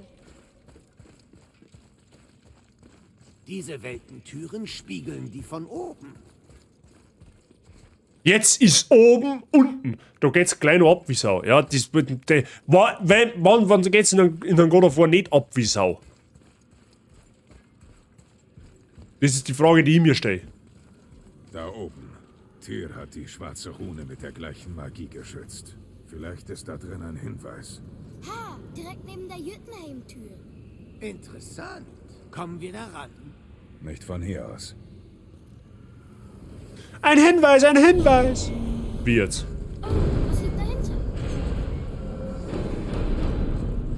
Ja, irgendwer hat die Tür aufgemacht.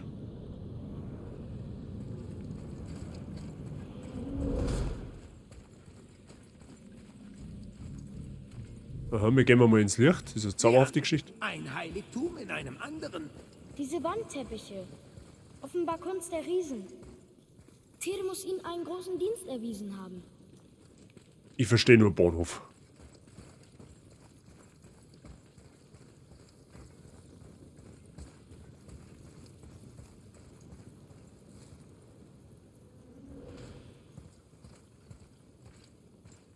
Wow, wer sind die? Es schaut halt schon geil aus.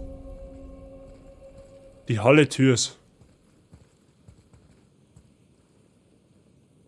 Braucht doch halt ein wenig viel Wasser für die ganzen Pflanzen, gell? Aber ich glaube, das ist dem sein geringstes Problem. Atreus Sepp, da war eine Sandschale. Da kannst du mal lesen. Beziehungsweise brauchen wir erst einmal einen Hinweis, gell? Ein Hinweis. Freunde, wir brauchen einen Hinweis. Da, das ist da hinten zum Beispiel. Junge, ist das die Rune für Jötunheim? Genau. Und sieh nur. Die andere Seite der Tür. Der kopfstehenden Tür. Was denkst du? Geh zurück. Alles klar. Was denkst du denn? Ja, gehen wir zurück. Sehr gut. Die Halle Türs, die Hallen. Ein schöner Wortwitz. Was macht der Kratos, wenn was verkehrt ist? Drehen wir es einfach um. Ja? Weil der Kratos hat ja die Kraft dazu. Dann drehen wir einfach die ganze Halle mal auf den Kopf. Wird schon passen.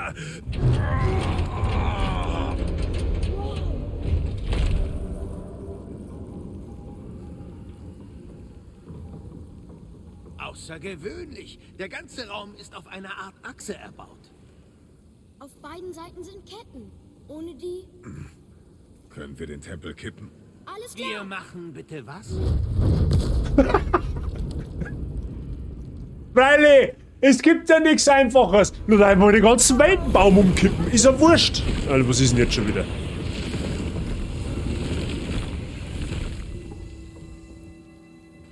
Sehr gut. Sie greifen nicht an. Jetzt wird die Frage. Oha. Junge, auf den Statuen. Ich sehe sie. Da steht Leere. Sonderbar. Na los, lies. Vor dem ersten, nach dem letzten. Zwischendrin kein Schattenfetzen. Eudyr. Boah, einen Schattenfetzen, den habe ich auch, wenn ich mal 2 Bier erwische. Nur durch Kippen des Tempels zu erreichen. Du sagtest, es gibt einen Weg. Man kann den Tempel kippen. Ja, warum 3? Deshalb kippen wir den Tempel. Die Logik ist bestechend. Okay, wir müssen mal einen Tempel kippen. Ja? Wir sind mal ein Tempelschubser, okay? Kratos seines Zeichens Tempelschubser. Was passiert, wenn wir einen Raum umdrehen, der in 8 anderen Welten verwurzelt ist? Ich bin neugierig, klar. Aber ob uns das wirklich nach Jotunheim bringt? Ich mag Sprünge. Tja, wer weiß. Vielleicht bist du genauso verrückt wie Tyr.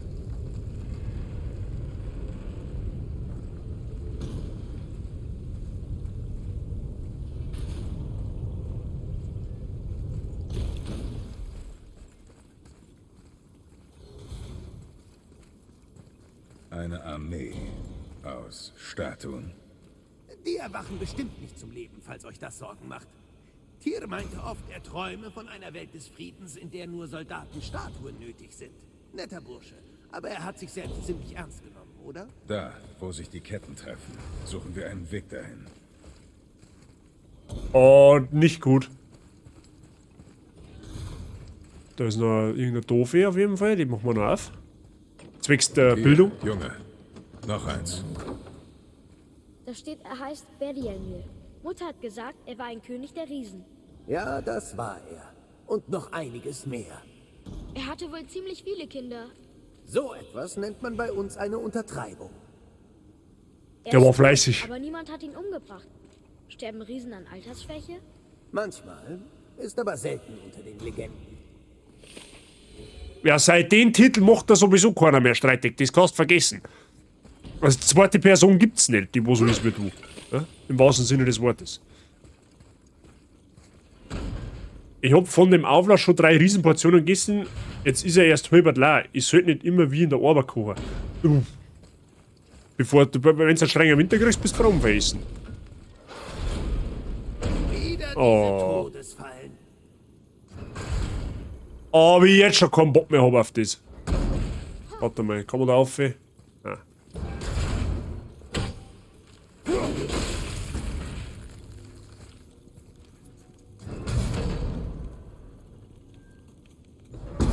You serious?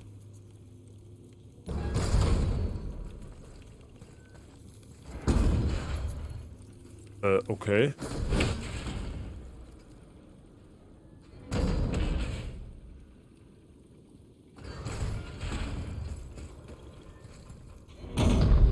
Okay, das funktioniert nicht. Aber jetzt mal, jetzt,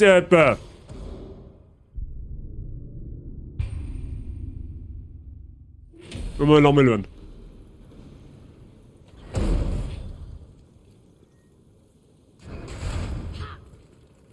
Die gängen beide gleichzeitig noch oben. Jetzt warte mal.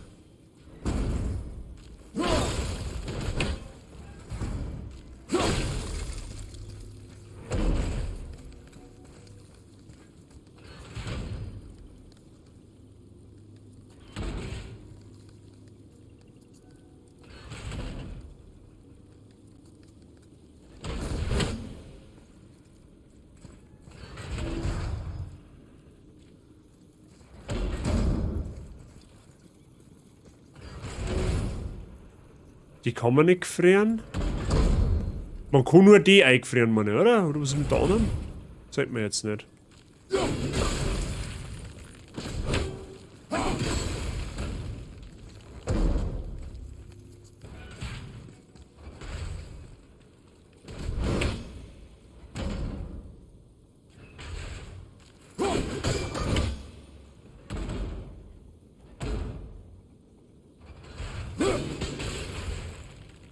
Ich habe keine Ahnung, ob man jetzt das was gebracht hat.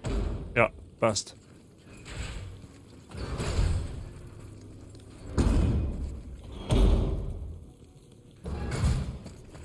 Okay. Ich glaube, er hat natürlich wieder einen Schleichweg.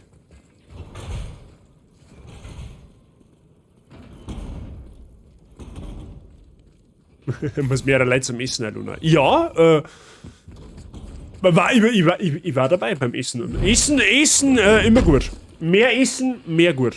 In jeder Lebenslage. Legendäre Armrüstung, meist aufgewertete Offensivrüstung begünstigt Runenkraft. Scheiß auf Runenkraft! Ich brauch Angriff. Quasi. So. Einschellast, habe die Ehre, Mahlzeit. Der hat der nächste am Essen, oder was? Oh, was haben wir da? Granaten.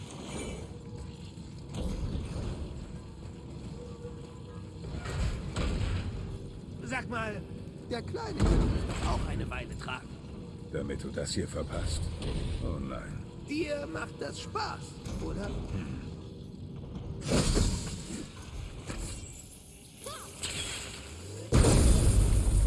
Na gut, hätte ja sagen können, dass man das kaputt machen kann. Gut, ich weiß zwar jetzt nicht, wer wusste, dass da so ein Elektro-Gnädel-Dingens erinnert ist, aber das werden sie uns wahrscheinlich schon noch zeitnah sagen.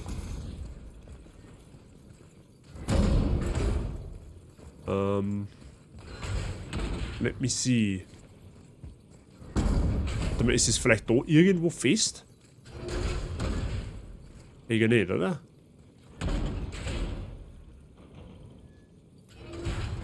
Angel ist fit bei dir?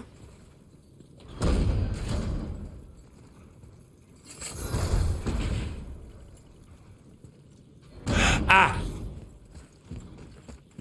Ich glaube, ich hab's gesehen. Wo ist denn das jetzt? Was?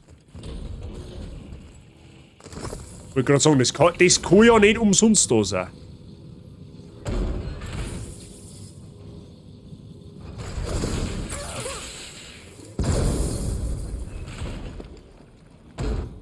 Aha. Oha.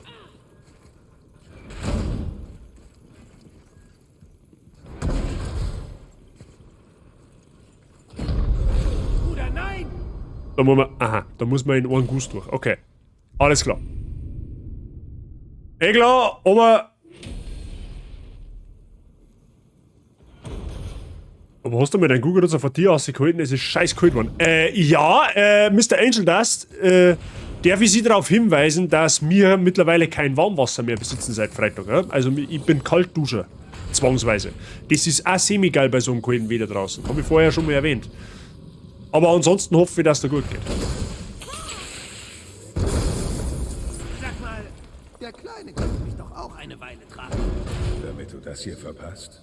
Oh nein. Dir macht das Spaß, oder?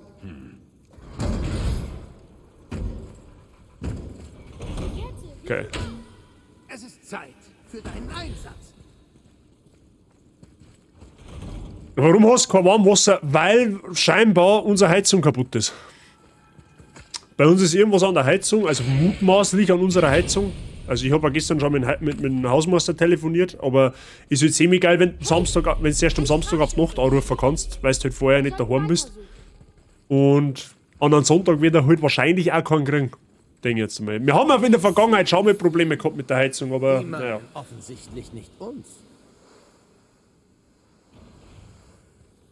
Traumhaft, genau der richtige Zeitpunkt für sowas, ja. Es gibt keinen besseren Zeitpunkt nicht für kein Warmwasser. Ne?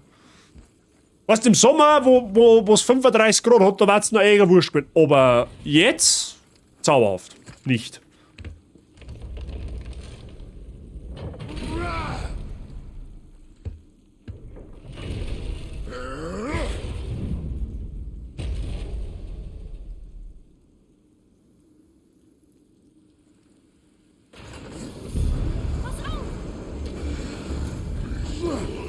Lol? Ja, freilich.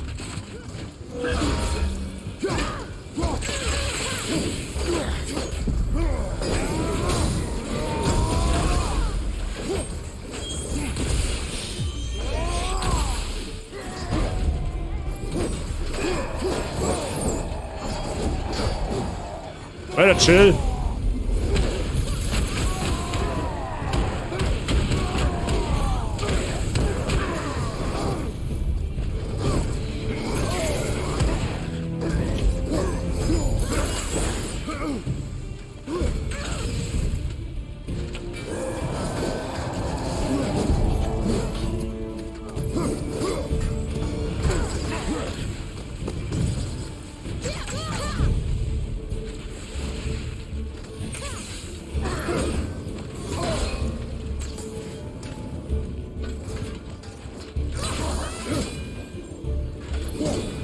Lol, wie beschädigt man den Typ? Ach, den kannst du... Aha, okay.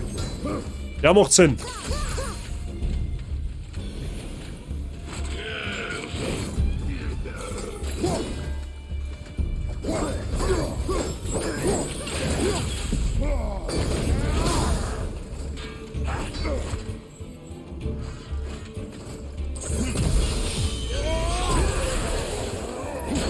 Wenn wir ihm seine Schädel mit zusammenhauen...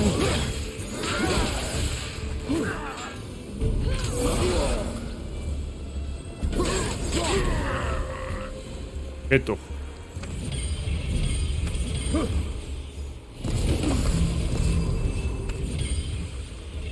Was war denn das jetzt? Ach so, Wilddecke. Sehr gut.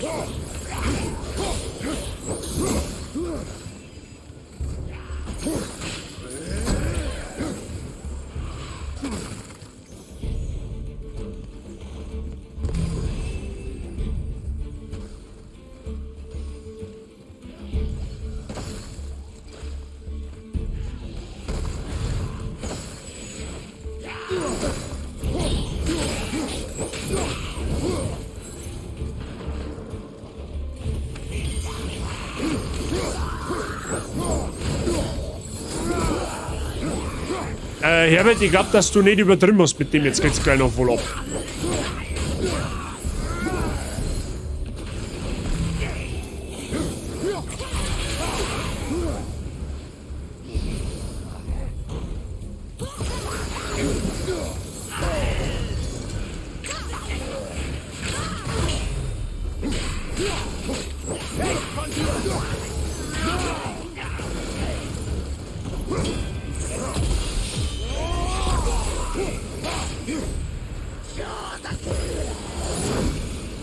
Ja, du glaubst denn ernsthaft, dass ich jetzt so in das Eis reinrenne, oder? Okay, doch.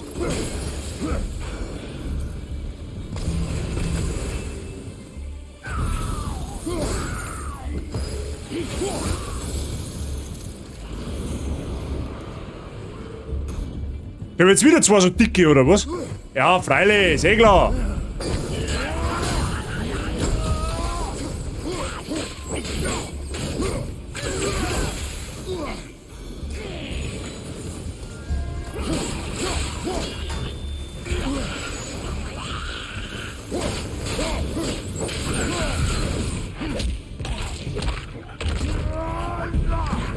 Hinter dir, Bruder!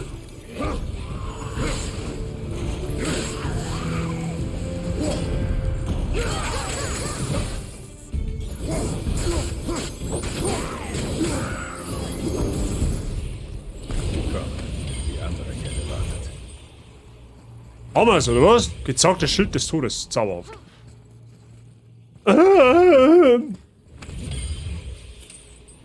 Heizung geht immer im Winter kaputt. Das ist einfach so. Ja, das ist wirklich immer so. Wie gesagt, wir haben vor ein paar Wochen schon mal das Problem gehabt, aber da war es halt nicht so schlimm, weil da war es halt einfach warm. Aber halt, kommst du halt auf Nacht heim, bist durchgefroren und dann kannst du nicht einmal warm duschen. Das ist halt schon wenig cool, sag ich jetzt mal. Ja gut, Hausmeister heißt Wohnung und du brauchst dich nicht selber drum kümmern. Wir haben noch in der Wohnung, ja, tatsächlich. Noch. Schauen wir mal, wie lange noch. Okay, das ist kacke, aber zumindest ist es nicht wegen einem anderen Grund. Können wir uns jetzt ehrlich gesagt nicht vorstellen. Und jetzt muss ich... Wohin? Da oben wahrscheinlich wieder, oder?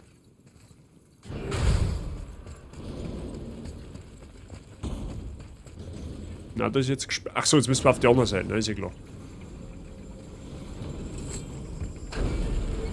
Wieder chill, zack, Spartan Rage. muss. Abwechslung ist sehr wichtig. Diesen Teil hasse ich echt. Ich weiß. Ist das dein Ernst? Warte mal.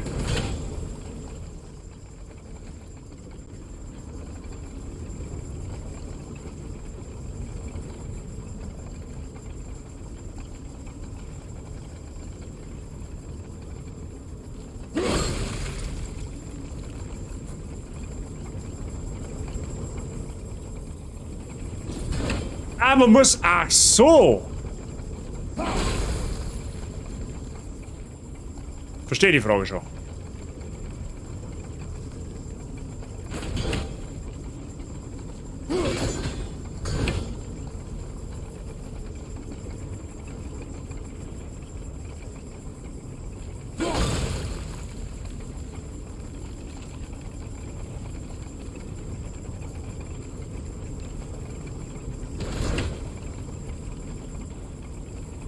Michi, nicht nur ziemlich, die ist Neubau.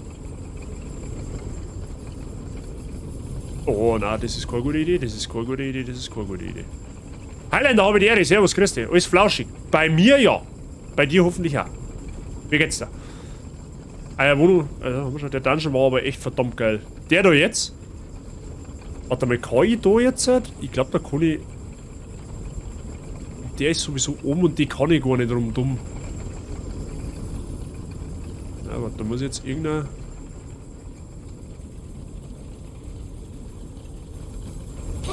Ja, war mir klar, dass das nicht funktioniert. Ah, man muss... Ah, okay. Moment, ich glaube, ich werde zwar sowieso sterben, aber...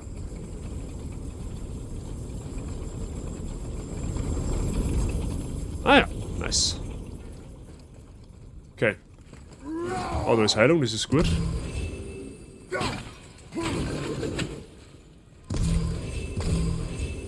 Sehr gut.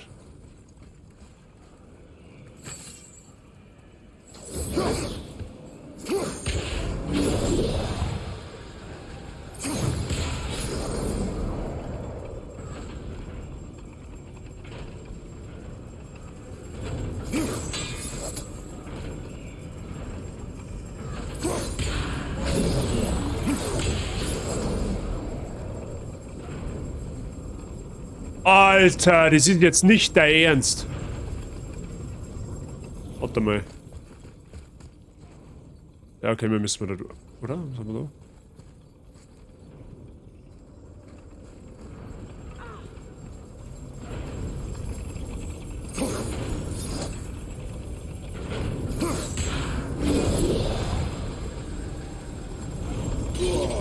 Ja, ist ja schon...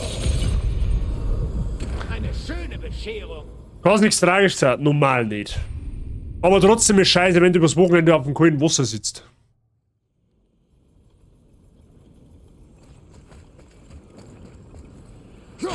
Na, braucht Klinge nicht.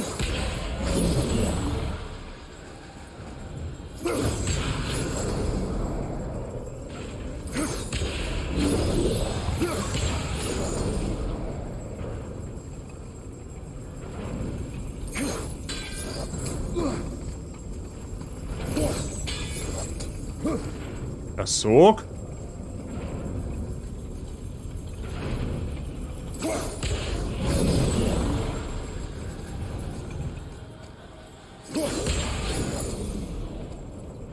Erst einmal die Tiere auch mal.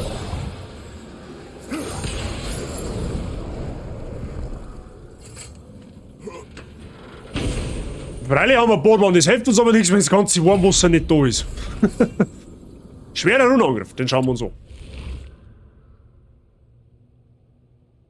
Der ist langweilig. Da hilft uns die ganze Bootmann nichts.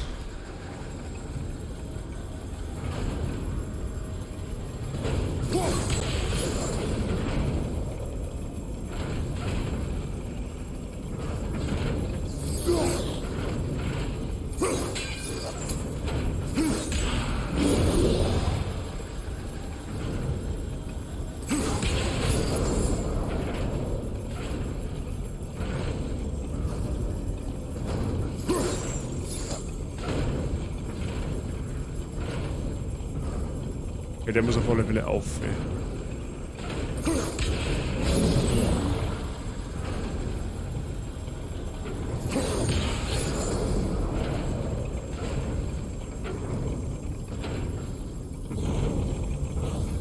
Mal.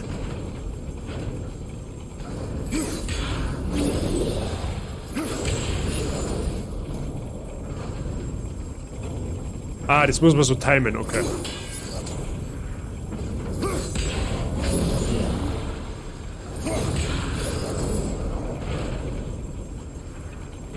Ja, so nicht.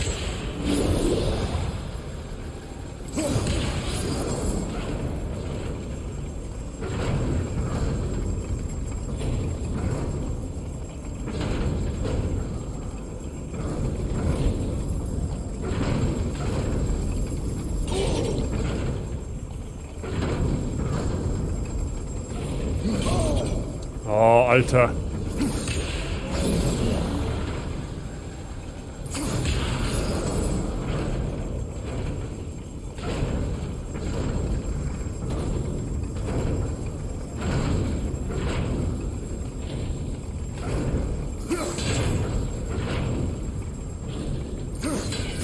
Mei, das ist als nervt's da.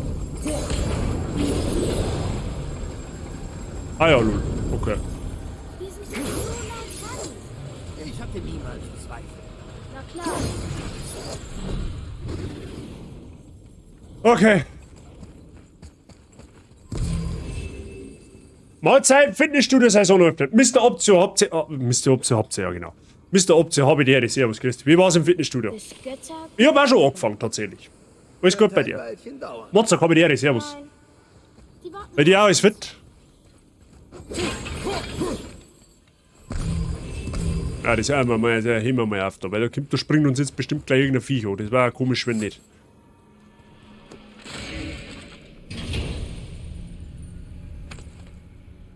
Gibt's auch gerade von der Kletterhalle. Alle so schön sportlich halt. Von der Sprachschiffe. Gut. Respekt. Und am Sonntag so fleißig zum Sein. Zauberhaft. Bei dem weder.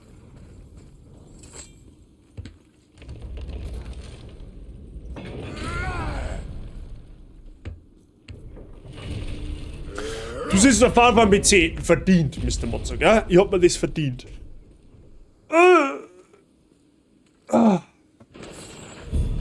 Ja, das war doch auch klar. Klar, das geht doch auch nicht ohne. Ah, da brauchen wir wieder mal Hacke.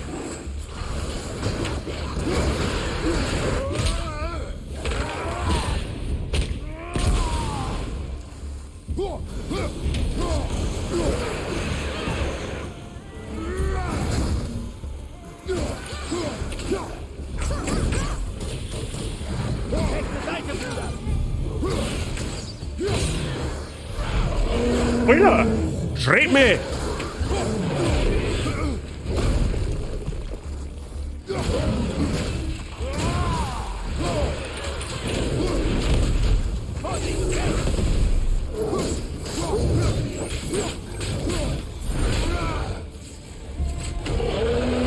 Jetzt Maul! Aber.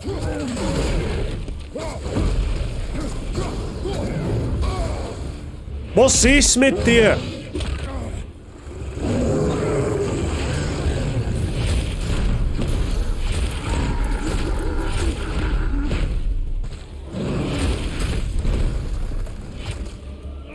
Da! Geht da gar nicht anders.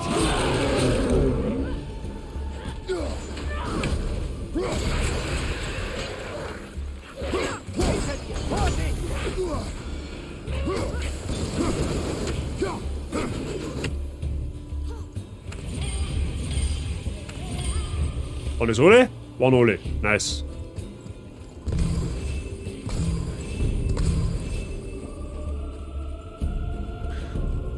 Sogar der Morgen, aber ging besser als denkt nach 4 Monaten noch alles flauschig. Was hast du gemacht? Cardio oder hast du Kraft gemacht?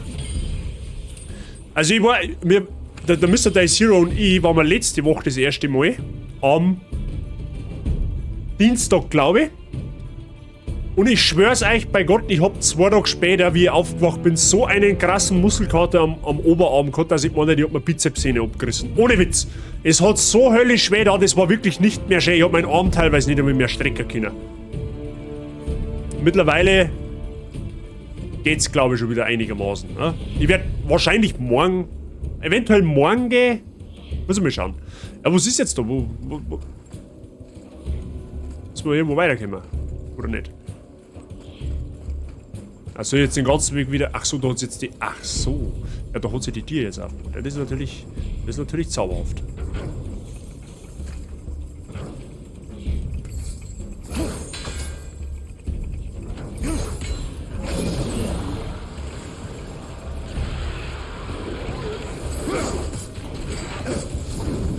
Magst du mich du am Arsch lecken?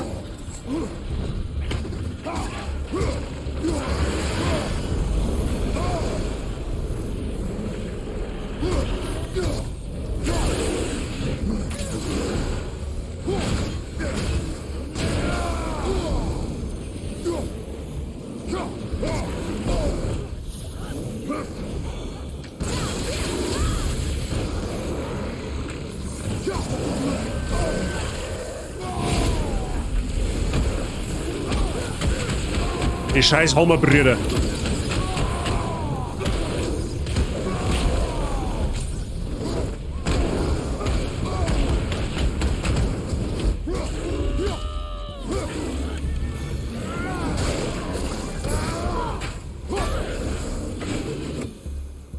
Ja, Herrgottsseele. Ja, Vater? Zeit, den Tempel zu kippen. Ja, Vater. Sagen Sie doch nicht, wie den Tempel kippt. Es klingt langsam normal. Erst 30 Minuten Stepper und dann was für die Schulter unterer Rücken macht. Sehr gut. Sehr gut. Jetzt sind die Fallen wenigstens häufig deaktiviert. Sehr gut. Ja, die ersten Tage, die haben immer ein wenig... Ja, ein wenig unflauschig, weil da halt einfach gefühlt alles weh tut. So, ich hab jetzt mal letztens geschaut gehabt. Ich drucke jetzt momentan nur noch die Hälfte von dem, was ich schon mal gedruckt habe. Das reicht doch nie nicht, oder?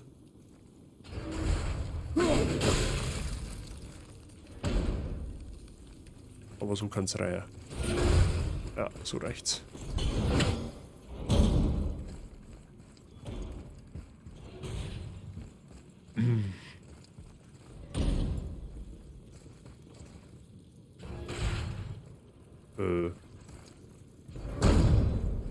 Okay. Es hat nur 2 Lagen, okay, ja gut. Dann geht's ja.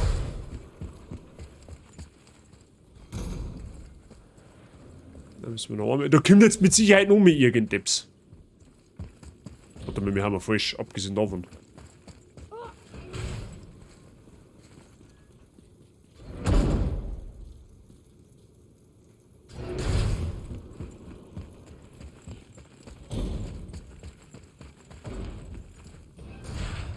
Wie jetzt?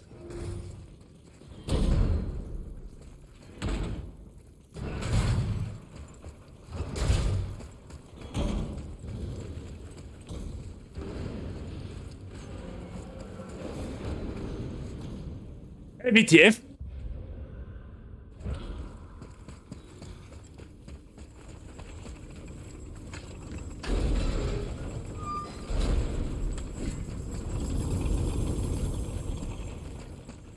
Ich jetzt einfach da gerade weitergehen müssen, oder was?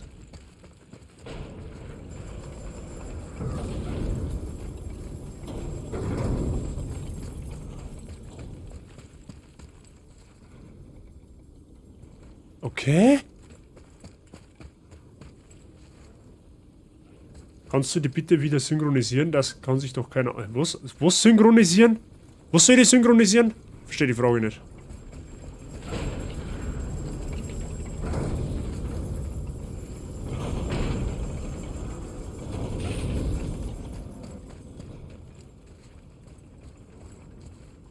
Distanzen. Ach so! Ja, na, lieber nicht. Seh ich mal mit meinem Stream passt wieder irgendetwas nicht. Ja, Brudi,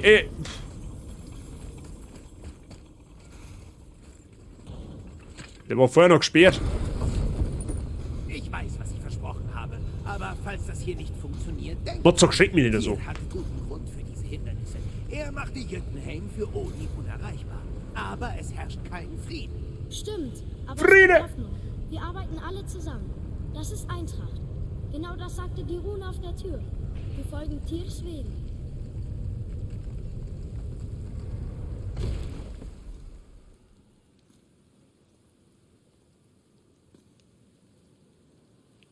Immer gerne, ja, du hast gern Verwirrung stiften, gell? Kenn ich schon. Das haben meine Mods, ja? Aus den Beinen heben. So, und jetzt umdrehen den Tempel.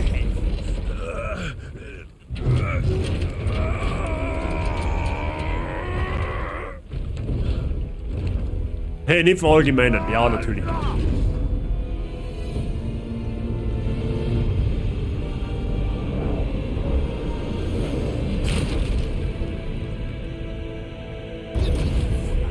Falls einmal hohe Gewalt die Antwort sein sollte, bin ich froh, auf deiner Seite zu sein. Und wir sind nicht tot. Ein echtes Zu Tyrs Welten kann man zurückkehren. Ja, links.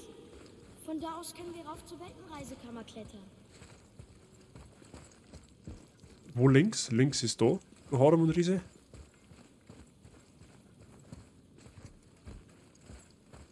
So praktisch, oder was? Nein.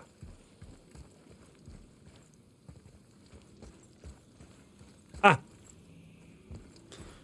Da geht's. Siehst du, Mimir? Niemand könnte all das alleine schaffen. All diese Hindernisse. Wir können beweisen, dass nur wir sie überwinden können. Klar, wir streiten. Vater und ich, du und Freya, Brock und Sindri. Aber wenn wir zusammenarbeiten, sind wir ein gutes Team. Und das ist Tyrs Prüfung. Deshalb werden wir Jötunheim erreichen. Hast du das gehört? Er hat sein Equilibrium gefunden. Was bedeutet das? Er meint, du sprichst weise, Atreus. Und das ist gut zu hören. Hat sie 270... Ja,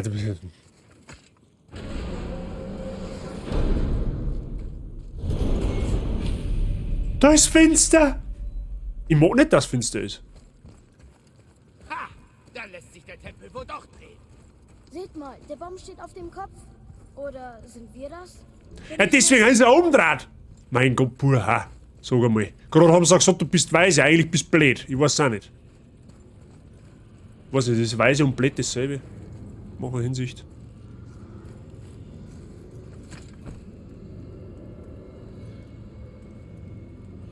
Junge, dein Messer.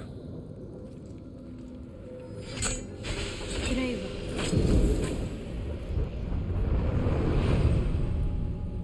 Aha, das ist die schwarze Rune. Und? Was ist das? Eine Art Weltenstein. Lass mal sehen. Athomlas Euter. Das ist der Eintrachtstein. Du Eintracht kennst ihn? Frankfurt, oder was? Dass er tatsächlich existiert.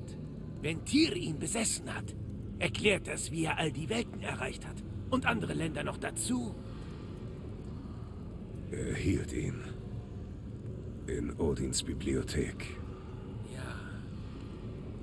Ja, das ist es. Jetzt Moment begreife einmal. ich erst. Darauf ist Tyr in der Zwischenwelt abgebildet. Du weißt ja, verlasse niemals den Pfad. Tja, Tyr folgte immer seinem eigenen Pfad. Verstehst du, was ich meine? Ja, die Zwischenwelt. Der hat doch jetzt gerade gesagt, dass der Tyr alle Welten gesehen hat, die es halt in der nordischen gibt und halt noch viele weitere mehr. Auf Tyrs Schrein war also zu sehen, wie er den Ast des Weltenbaums verlässt. Es kann natürlich möglich sein, dass Um dir... den Weg nach Jötunheim zu erreichen, müssen wir das auch tun. Das tue ich. Oh je. Das ist ein voller Ernst, nicht wahr? Es kann natürlich möglich sein, dass wir im zweiten Teil den Eintrachtstein-Namen hernehmen, dass man am Ende, je nachdem wie es halt ausgeht, dass der Kratos dann durch diesen Eintrachtstein dann in eine andere Welt kommt. Ja, das kann natürlich möglich sein. Theorien über Theorien. Du triffst ja an Tür, weiß ich nicht mehr. Weiß ich nicht mehr.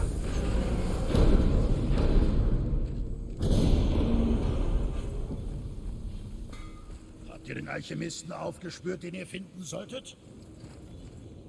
In Ragnarök, das ist ja bekannt.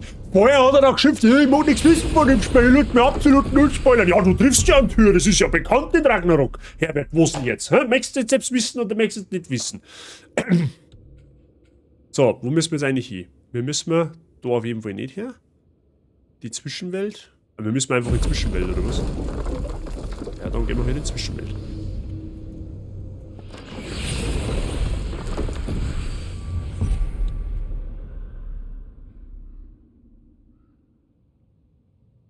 War der erste Spoiler und den habe ich nur gekriegt wegen der Limited Edition, die ich haben will. Was ist denn eigentlich in der Limited Edition drin? Lohnt sich das überhaupt?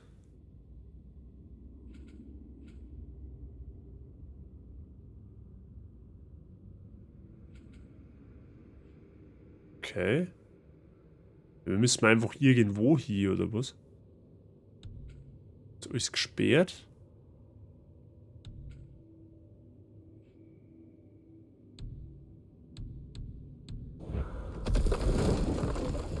Na dann. Wenn du vorhast, uns alle in die Leere zu stürzen, hoffe ich, dass du dir sicher bist. War das nicht deine Idee? Den eigenen Weg finden, oder? Schwachsinn. Eintrachtstein zum Abgrund bringen. Hier ist Tyr über den Rand getreten und der Eintrachtsstein hat ihn geschützt. Bereit? Bereit. Tja, wenn es sein muss, Freunde, Arschbombe! war mir eine Ehre. Hab Vertrauen.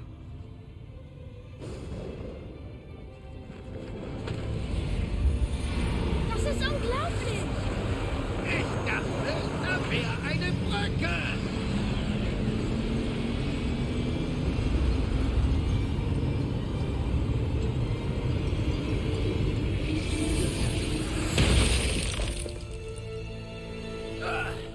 Wie kann mir ohne Magen nur so schlecht werden? Ach komm, das war großartig. Da. Der Turm. Ich wusste, dass hier unten was ist. Unglaublich. Wie versteckt man etwas, das in allen Welten existiert? Wirf es aus allen Welten in den Raum dazwischen. Raffinierter alter Tier. Ist Jötnheim auf der anderen Seite? Da steht nur Das Bahnhof. kann nicht sein. Wilde geht Misispazi, nicht einfach okay. durch Vannerheim zum Midgard-Gipfel. Aber wie benutzen wir ihn? Lasst uns einen Blick reinwerfen, aber passt auf. Tiers kleine Prüfungen sind nie so einfach, wie sie scheinen. Ist mir aufgefallen.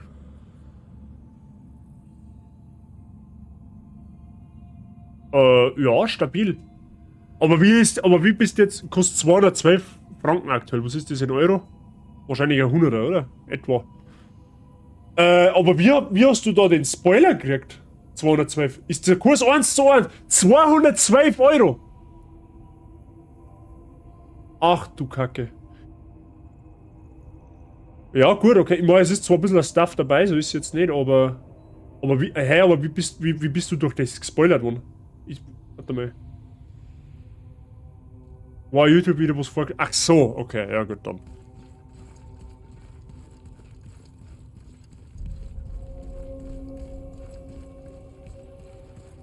Jötunheim-Turm.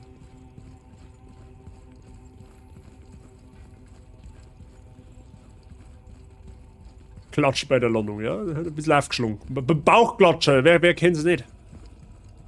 Jeder hat schon mal einen Bauchklatscher gemacht. Ob freiwillig oder nicht. Ziemlich spärlich. Der Sockel.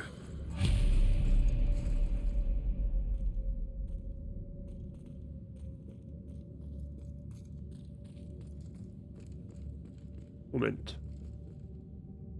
Was ist das? Bauchklatscher. Auf dem 5er, der hat gescheit geklatscht. Auf alle Fälle. Superheldenlandung sieht gut aus, ist aber scheiße für die Knie.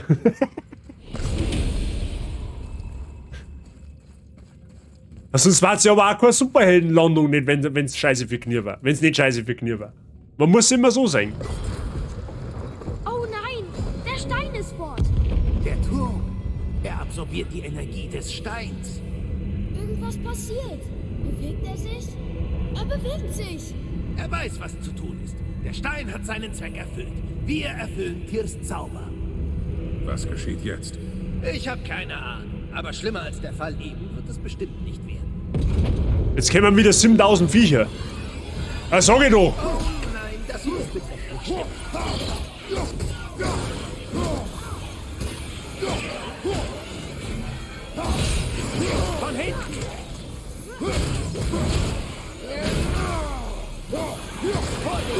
hinter dir!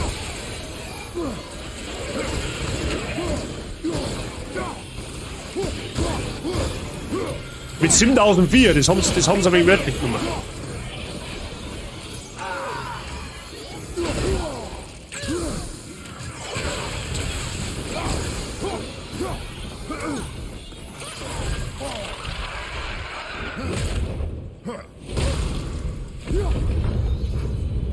Gut, dass das vorbei ist.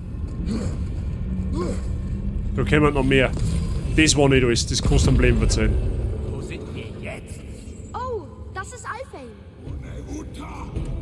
Ohne Uta! Was tut der weh?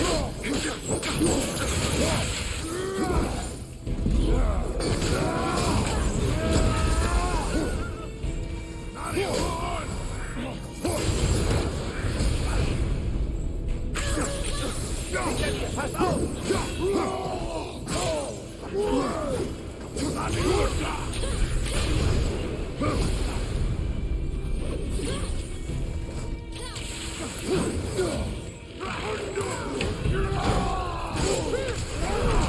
Ja, freilich, jetzt sind schon zu zweit.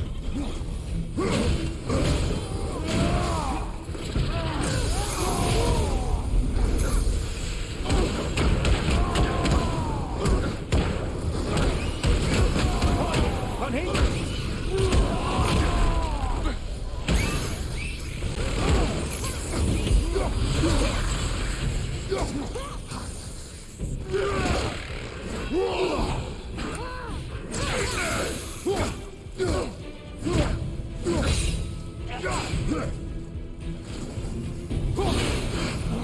Oh, der Dodge war zauberhaft. Das war 11 von 10. Feuer! Rechte Seite!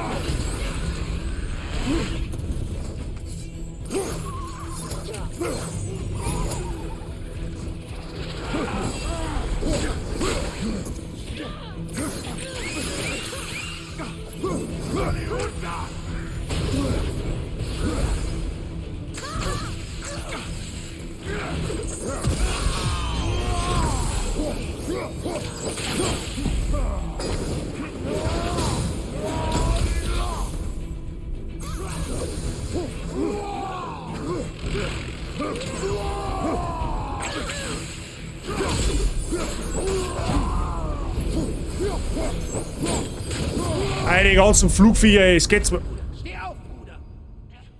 tierisch auf die Eier.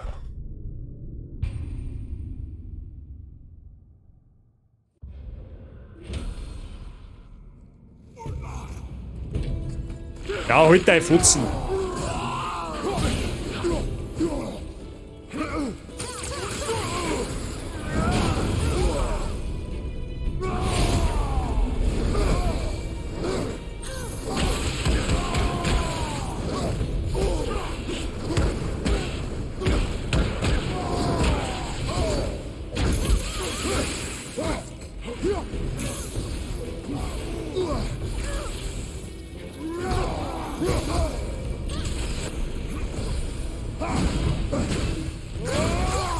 Ey, wie das hast, wenn du so finster wie du machst. Ja, kein Gegner nicht sagt.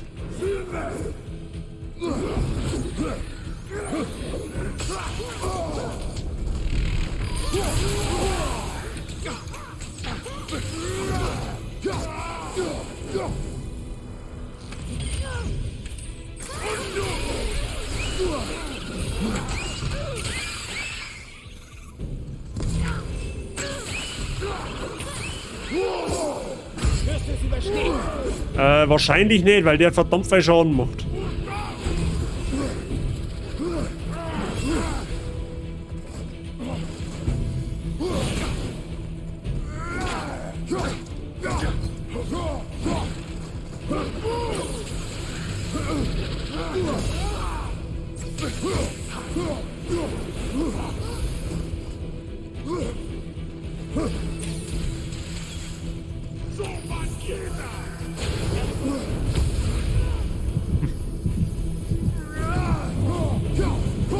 Ja, tot. Oh, der macht so viel Schaden! Darf ich da mal eine Frage in die Runde schmeißen bezüglich Ragnarök? Der germanische Kriegsgott, geht man nicht da davor aus, dass da der Kratos und der Tyr zwangsweise aufeinander treffen müssen? Wenn das zwei Kriegsgötter haben, ja.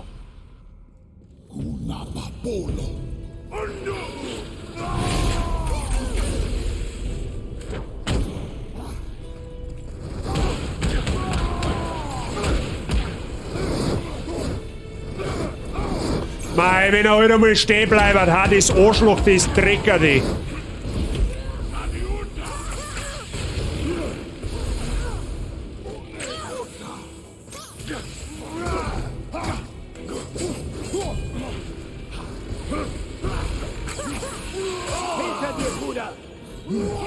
Jetzt ist der zweite auch schon gut.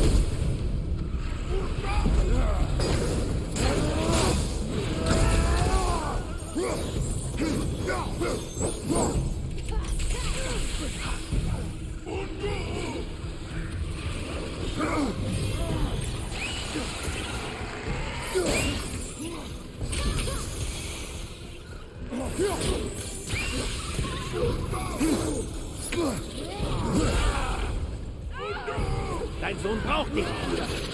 Bruder, der Junge.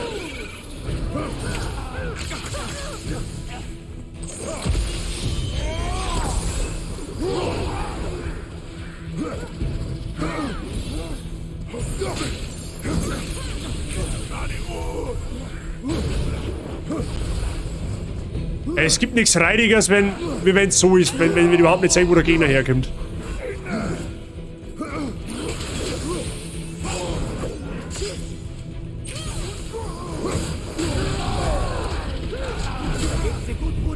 Ja, na, offensichtlich nicht! Das war's dann also? Oh. Okay, das ist jetzt der erste Punkt, wo es wirklich richtig asozial gerade schwer ist. Ja, red Deutsch mit mir, du!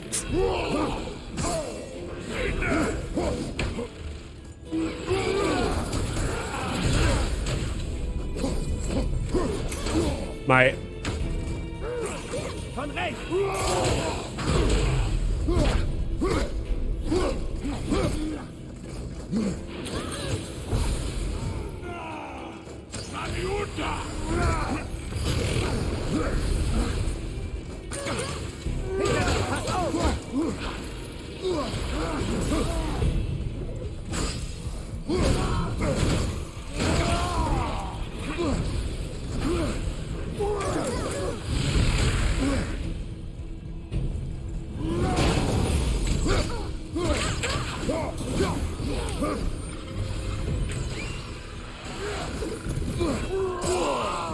Hey, er geht mir so auf den Sack durch.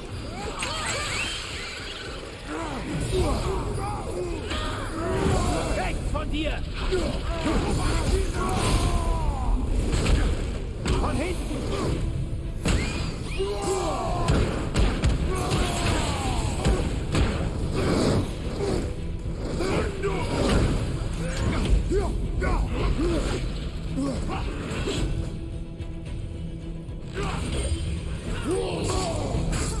Mei.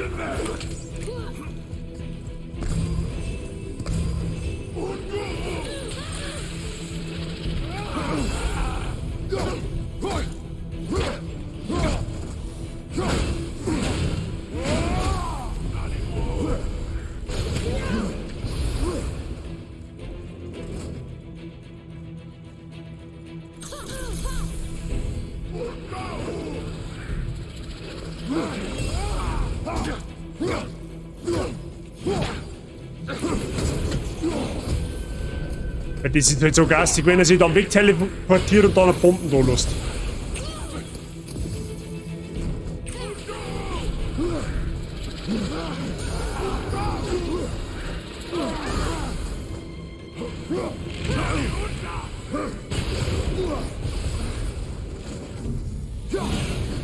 Ja, toll.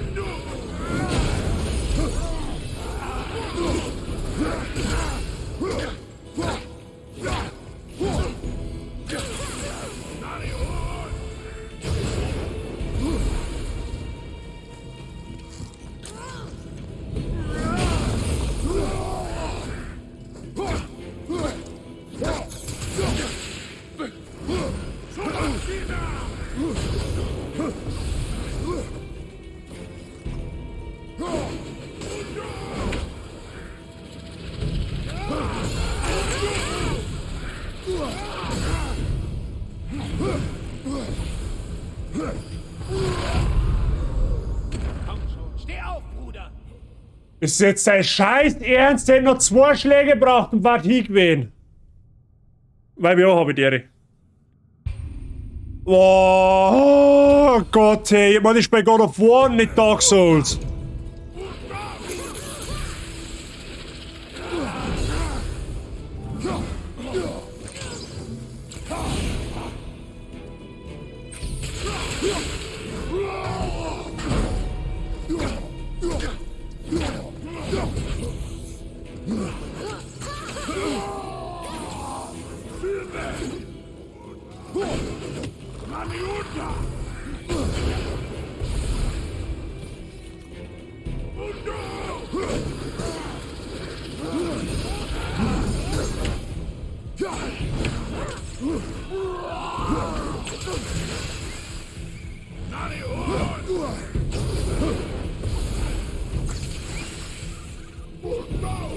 Links von mir!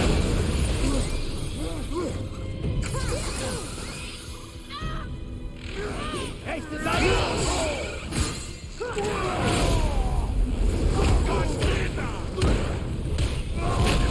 Vorsicht! Hinter dir!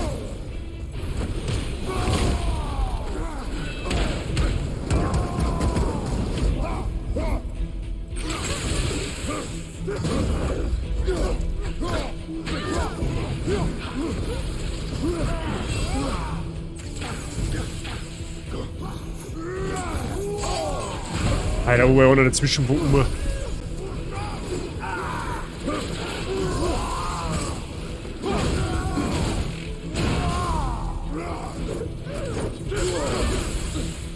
Der macht mit einem Schlag, zieht mir der fast ein Drittel von meinem Leben ab.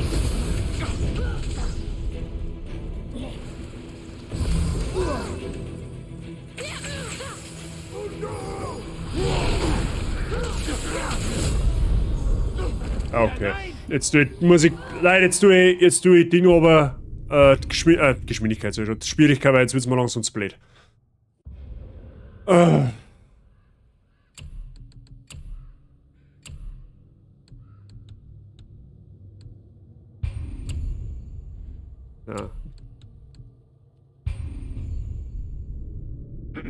Jetzt wird's mir ein bisschen zu blöd. Das ist brutal, du kämpfst gegen 2 und du darfst, wenn du 2 mit getroffen bist, das Gefühl hast, kaum Leben übrig.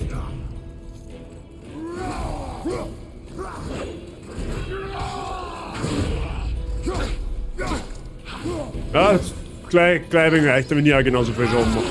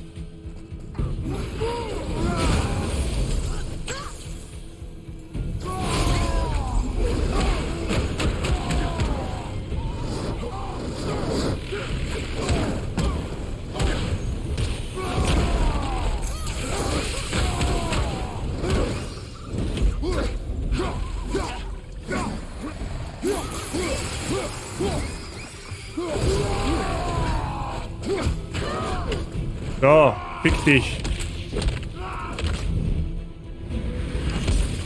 Jetzt soll ich wenigstens in der Mitte auseinandergerissen, dann hätte sie sich rentiert.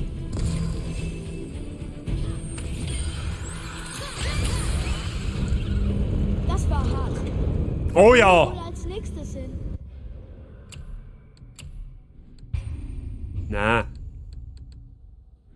Hä? Ich Lol? weiß es nicht.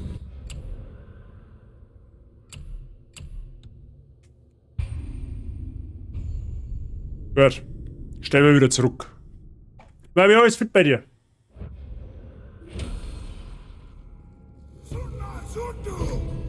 Hey, wie jetzt?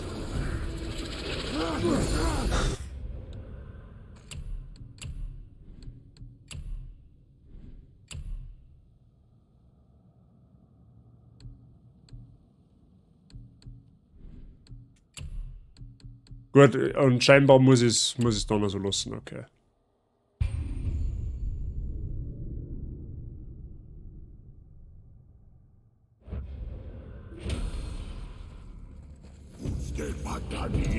Ja, ich weiß nicht, ob ich heute in dem Stream noch irgendwas anderes ins Gesicht kriege, zum sagen, als wie eng zwei Fettfutzen. Das ist... Stell die Frage schon langsam nicht mehr. Das nervt's mir gerade. Pisst euch einfach endlich mal jetzt.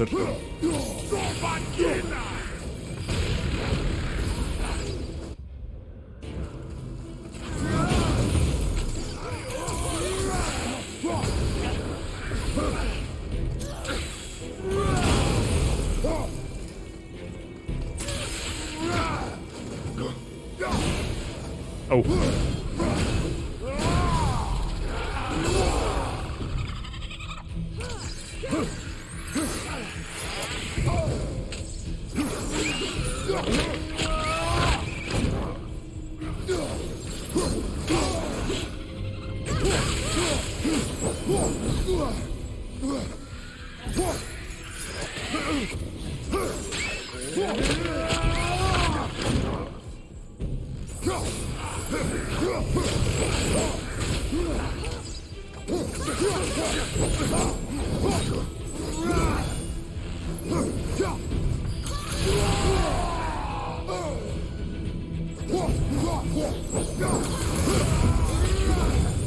So, Ende jetzt. Kein Bock mehr. Wo kommen wir wohl als nächstes hin? Nächster Tipp, Spiel leichter stellen, ja.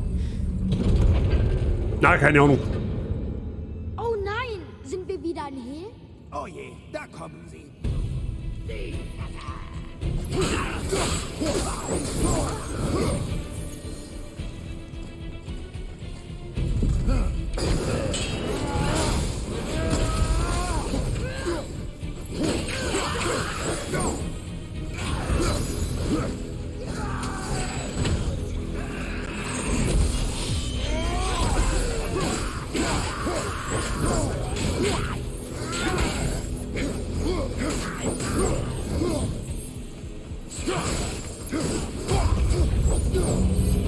Jetzt reicht es aber wirklich. Ja, Stichstadt.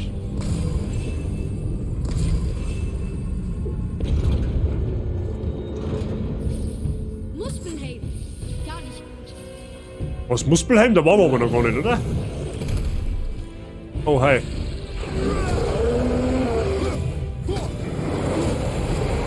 Ah, ja, alles klar. Sogar und treu gleichzeitig. Nicht wirklich gerecht.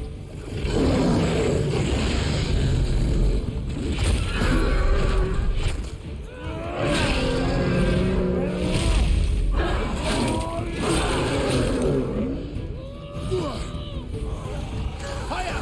Von hinten!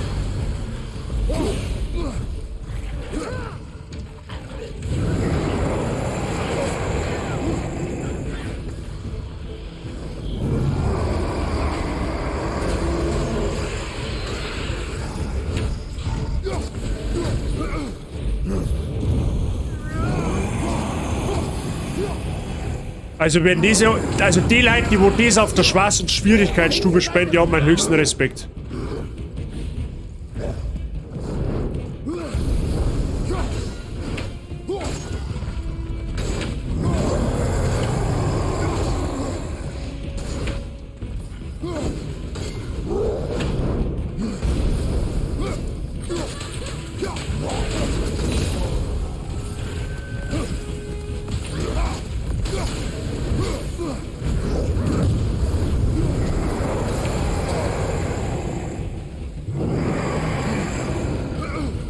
Der Daudi Munr.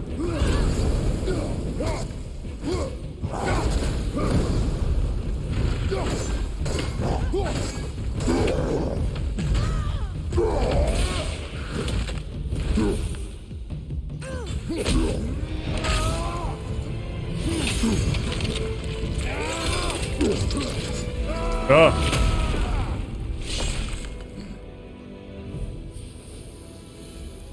Was hat denn der andere für einen Stempel dabei? Chris, habe ich die.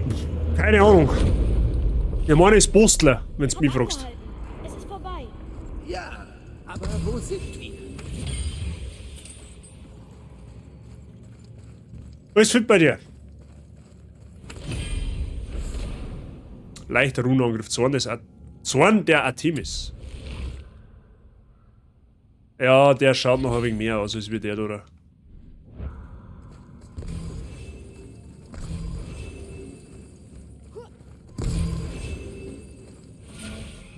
So, jetzt sind wir mal gespannt, was uns jetzt rausgeworfen wird. Ja, schaut so aus. Ja, bei mir ist gut und selber. Ja, gerade ein wenig sierig werden, weil das ziemlich schwer war, aber sonst eigentlich Da ist ist es die sauber. Brücke. Geschafft. Der Turm ist wieder an seinem Platz. Jetzt kann uns Tiers Weltenkammer nach Jötunheim bringen. Wie hat Tyr das gemacht? Odin vermutete, dass die Riesen Reste der urzeitlichen Jötner-Erschaffungsessenz besaßen. Das Zeug, aus dem alle Welten gemacht wurden. Der Eintrachtstein wurde wohl auch daraus hergestellt. Ihn einem Außenstehenden anzuvertrauen, auch wenn es Tyr war, zeigt ihre Verzweiflung. Und sieh, jetzt können wir endlich alle Feuerschalen anzünden und sehen, was geschieht. Feuerschalen anzünden? Ah. Wie schaut's aus? Da hab's gesagt. Ja, mach mal so. Feuerschalen. Wie heißt es bei jedes gutes Essen braucht ein wenig Salz? Herbert, du kannst es bestätigen, oder? Aber wozu diese seltsamen Ruhen? Jetzt, wo du es sagst. Das ist untypisch. Wird die jetzt brennen? Nein. Nicht, okay. Die Schlange chillt jetzt auch nicht mehr so.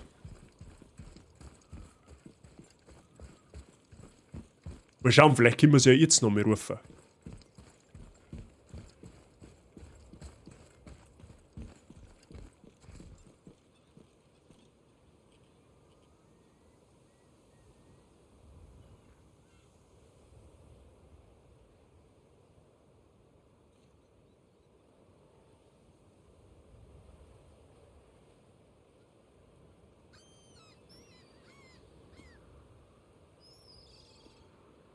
Ohne Salz geht nichts, aber alles, was gesalzt wird, braucht ein wenig Zucker. Das stimmt. Der Zucker war, dass wir das Spiel ein wenig einfacher gemacht haben. Da darf man jetzt noch 2 Stunden hinkämpfen. So. Und jetzt schauen wir mal, ob wir da jetzt was rufen können. Wir sollten Ja, Ermengander nicht ohne Grund stören. Die kann man aber nur mal rufen, weiß ich. Die kann man noch mal rufen, weiß ich.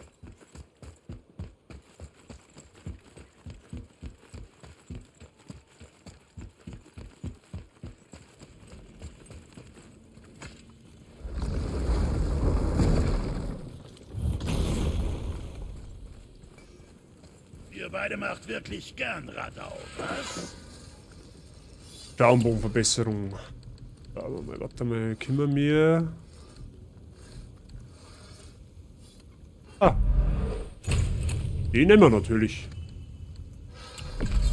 Verrate mir bei Gelegenheit, wer Können wir nämlich die auch gleich noch verbessern?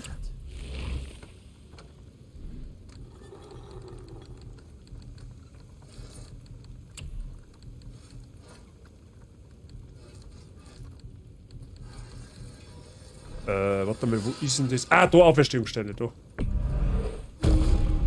Kaufen wir uns jetzt einmal. Ein Berserker Auferstehungsstein, ja, den hätten wir vorher brauchen können. Wo waren wir bei dem anderen Thema? Warte mal, da habe ich doch gerade noch irgendwas mit Runenangriffen gelesen. Mal schauen, warte mal. Ruhe und Frieden. Suchst du was Bestimmtes, Junge? Viel Spaß beim Schießen. Gut, den Bogen haben wir auch verbessert. Was soll's denn sein? Chaoszyklon. Ah, der war's halt. Warum kann ich den nicht kaufen? Weil man eh das Gold angeht. Okay. Was war... So, schauen wir uns mal Fähigkeiten an.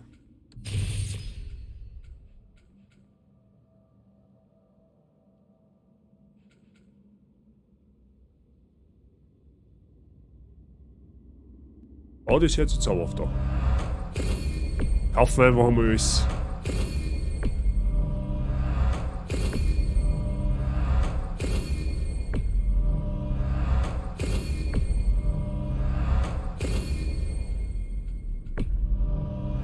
Haben wir auch nur XP gesammelt.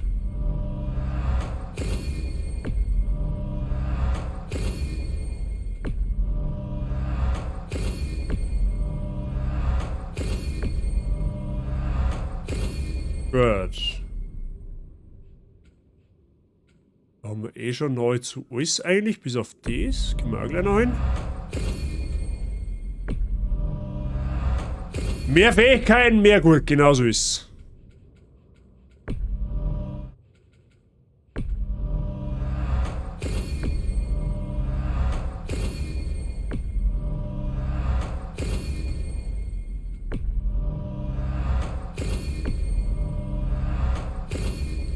Gut, den Bogen haben wir auch noch ein wenig, meine, oder? Da haben wir alle gekauft. Ja, der fällt sich geizig sein. Da haben wir so viel XP, die müssen wir schon mal ausgeben. Ja.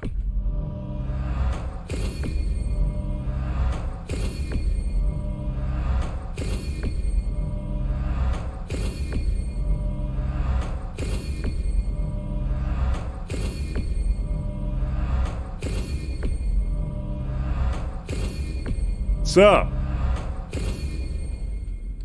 Jetzt meine passt es schon wieder hübsch. Was haben wir jetzt da? Da gibt es auch irgendwas. Armschienen der Weltenschlange. Ja, das macht uns jetzt aber auch nicht wirklich besser. Wollte ich noch erzählen? Naja, schauen wir mal, was uns erwartet.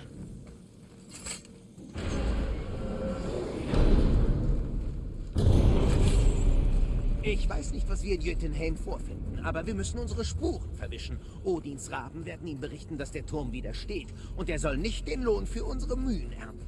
Also gut. Jötunheim also.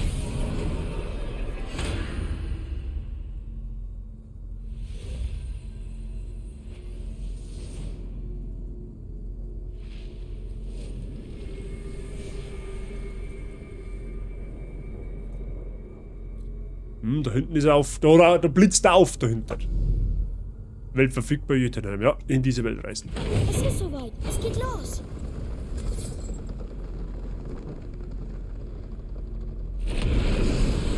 Moment, warte mal. Das wird nicht funktionieren. Was? Es ist kein Weltenkristall da. Tyr muss die Energie mit seinen eigenen Augen umgelenkt haben. So ist er auf Nummer sicher gegangen. Du hast doch Augen wie er, Mimir. Ich habe ein Auge. Eins. Odin hat mir das andere ausgerissen, eben damit ich nicht reisen kann. Tut mir leid, Jungs. Ich dachte, es funktioniert. Was hat Odin mit deinem Auge gemacht? Er hat es noch. Wer weiß, wo er es versteckt haben könnte. Wir sind so weit gekommen. Es muss doch einen Weg geben. Hört mal. Er ist vielleicht weit hergeholt, aber seit Jahren sehe ich Sindri oder manchmal Brock an diesem Berg herumlungern, wann immer Odin zu Besuch kam. Vielleicht wissen die etwas. Brock und Sindri. Aha, mit Brock und Sindri sprechen. Ja, jetzt geht er mal Clubshop. Ja, toll. Das habe ich gar nicht mehr so in Erinnerung, dass das so extrem weit verstrickt ist.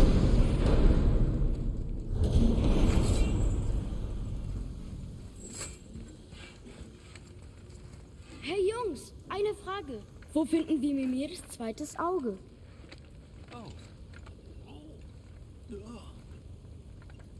Das... Tut mir leid. Um genau zu sein, Odin bat mich... Er gab mir den Auftrag. Er zeigt es mir, wisst ihr, und ich... lehnte ab. Nicht hilfreich. Entschuldigte mich.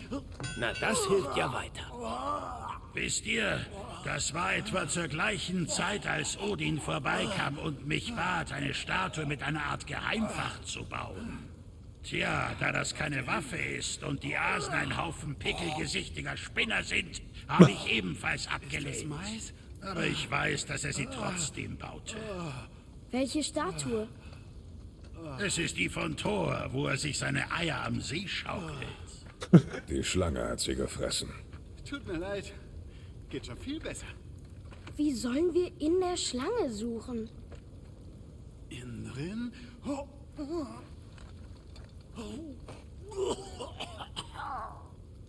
Und da war ja nicht mehr Finden wir besoffen. besser heraus, was die Weltenschlange dazu sagt. Ja, Zum Horn der Schlange. Ich hab doch gesagt, die kann man rufen. ein guter Zeitpunkt, eure Ausrüstung auf das Schlimmste vorzubereiten. Noch einmal zum Horn.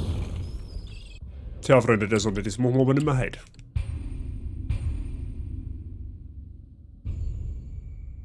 Weil es da oben pressiert, ja, ohne war der langweilig. Ohne war es ja langweilig. So, Freunde. Die rufen wir aber nicht mehr heute, die Schlangen. Das heben wir uns für nächstes Mal auf. Ich weiß jetzt nicht, wie viel das noch kommt. Mr. Herbert, können Sie da ungefähr mal eine Einschätzung geben, wie lange dass wir da noch ungefähr aufspielen auf dem Bums. Wie lange haben wir da noch? Ich darf jetzt mal sagen, knappe 6 Stunden. So ungefähr. In die Richtung. Um den Dreh.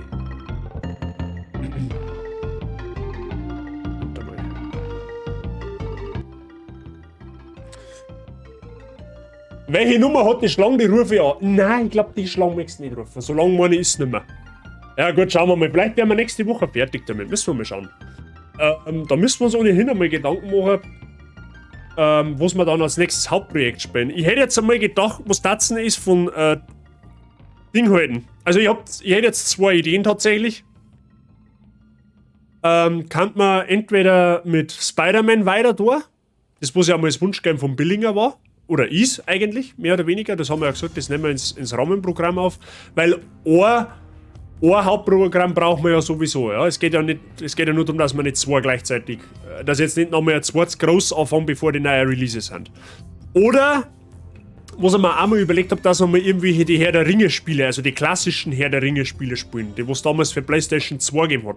Also da rede ich jetzt von die Gefährten, von die 2 Türme und von Rückkehr des Königs. Ja? Oder eventuell auch mal das 3. Zeitalter. Das glaube ich haben wir sogar mal ganz am Anfang von meiner Streaming-Karriere, wenn man so will, glaube ich mal angespielt. Müssen wir mal schauen, vielleicht frage ich da in Discord. Können wir mal eine Discord-Umfrage machen tatsächlich. Apropos Discord-Umfrage.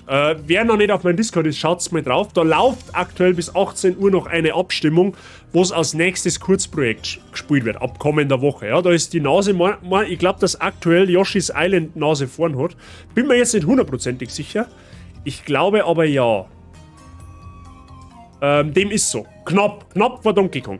Könnt's gerne mal draufkommen und ja, gern voten. Kriegt's auch mit, wann ich live gehe, also vorab mit. Mache ich da jedes Mal eine Ankündigung, dann kriegt ihr es vorher mit. Wisst ja dann, mit was für einem Spiel und was für eine Uhrzeit und hier und her. Genau, da würde mich freuen, wenn der eine oder andere noch dazu findet, der wo noch nicht drauf ist. Schaut einfach mal drauf. Vielleicht ist es selbst für euch. Dann auf jeden Fall Spider-Man. Okay? Ich habe gehört, wir brauchen auch wieder mal einen Horror-Visage. Viel Spaß bei 75.000 Punkte zusammenzuspannen. Ich glaube, du hast da noch ein paar Meter. Horror-Spiel spielen wir als nächstes Resident Evil DLC. Das kommt auch irgendwann, das glaube ich, kommt jetzt auch irgendwann demnächst, oder? November, meine ich, oder? Im November kommen so fucking viele Spiele, das ist unfassbar. Es kommt Hogwarts, es kommt God of War, es kommt Plague Tale, das kommt jetzt angeblich im Oktober, also wenn es gewiss ist. Dann kommt Resident Evil. Habe ich sonst irgendwas vergessen? Gollum soll irgendwann noch kommen, keine Ahnung. Also heuer jetzt, am Ende des Jahres, sind massivst viele Spiele, die wo anstehen. Die wo wir auf alle Fälle zocken werden. Jetzt gib Obacht, aber nur weil heute Urlaubssonder ist. Was ist jetzt? Was kommt jetzt, Angel? Jetzt muss ich Obacht geben. Wenn der Angel sagt, es ist zum Obacht geben, dann ist es zum Obacht geben.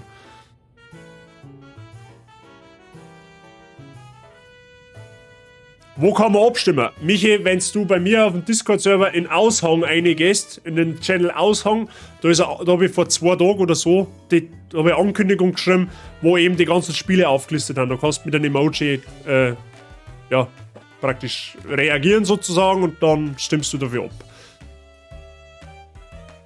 Heute dann haben wir bereit. Nein, ich glaube, so schlimm wird's nicht. Ich glaube, so schlimm. Der Angel ist ein braver. Der Angel ist ein ganz flauschiger. Der darf nie ausfällig werden. Ich weiß schon, Mr. Angel, herzlich willkommen auf dem Discord-Server von der Bazi Game. Schön, dass. Schaut da schön, da kriegst sogar. Du kriegst eine Winke von mir und weißt, was du noch kriegst. Du weißt, dass du bist, weil du so ein zauberhafter Typ bist. Du kriegst auch noch den da. Schön. Sehr, sehr gut. Danke dir. Viel Spaß auf dem Server. Gut. Freunde, genau. Also ich tippe jetzt einmal, dass wir kommende Woche irgendwann mit God of War fertig werden. Tippe jetzt einfach mal. Ja, ich lehne mich da jetzt mal aus dem Fenster. Jetzt weiß ich allerdings nicht, wie ich nächste Woche live gekommen. Morgen auf alle Fälle nicht, weil morgen bin ich auch noch beim Essen. Der Plan war jetzt mal Mittwoch, Freitag, eventuell auch Dienstag, Donnerstag. Ich weiß noch nicht genau. Da sage ich aber natürlich selbstverständlich rechtzeitig Bescheid. Ja, so ist es jetzt nicht. Wie gesagt, wer noch nicht abgestimmt hat auf Discord, bis 18 Uhr habt ihr noch Zeit. Und genau, habe ich gemacht. Dankeschön, Abstimmung hat sich geändert. Da bin ich jetzt gespannt. Wie schaut es jetzt aus? Aktuell schaut es noch genauso aus wie vorher. Schaut halt noch genauso aus wie vorher.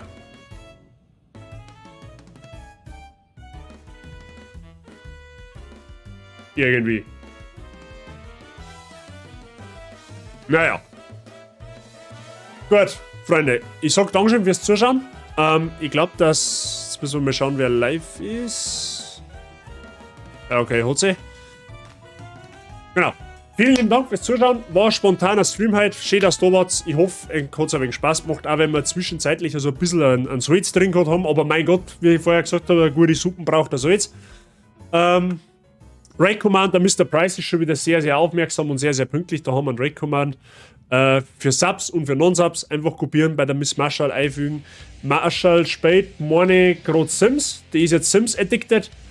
Genau. Österreichische Streamerin, macht teilweise Mundart, teilweise, also ich mache gepflegte Mundart, sagen wir es so, macht oft irgendwelche Cosplays sozusagen, die bringt Mana um. Okay, Yassi bringt Mana um, sehr gut.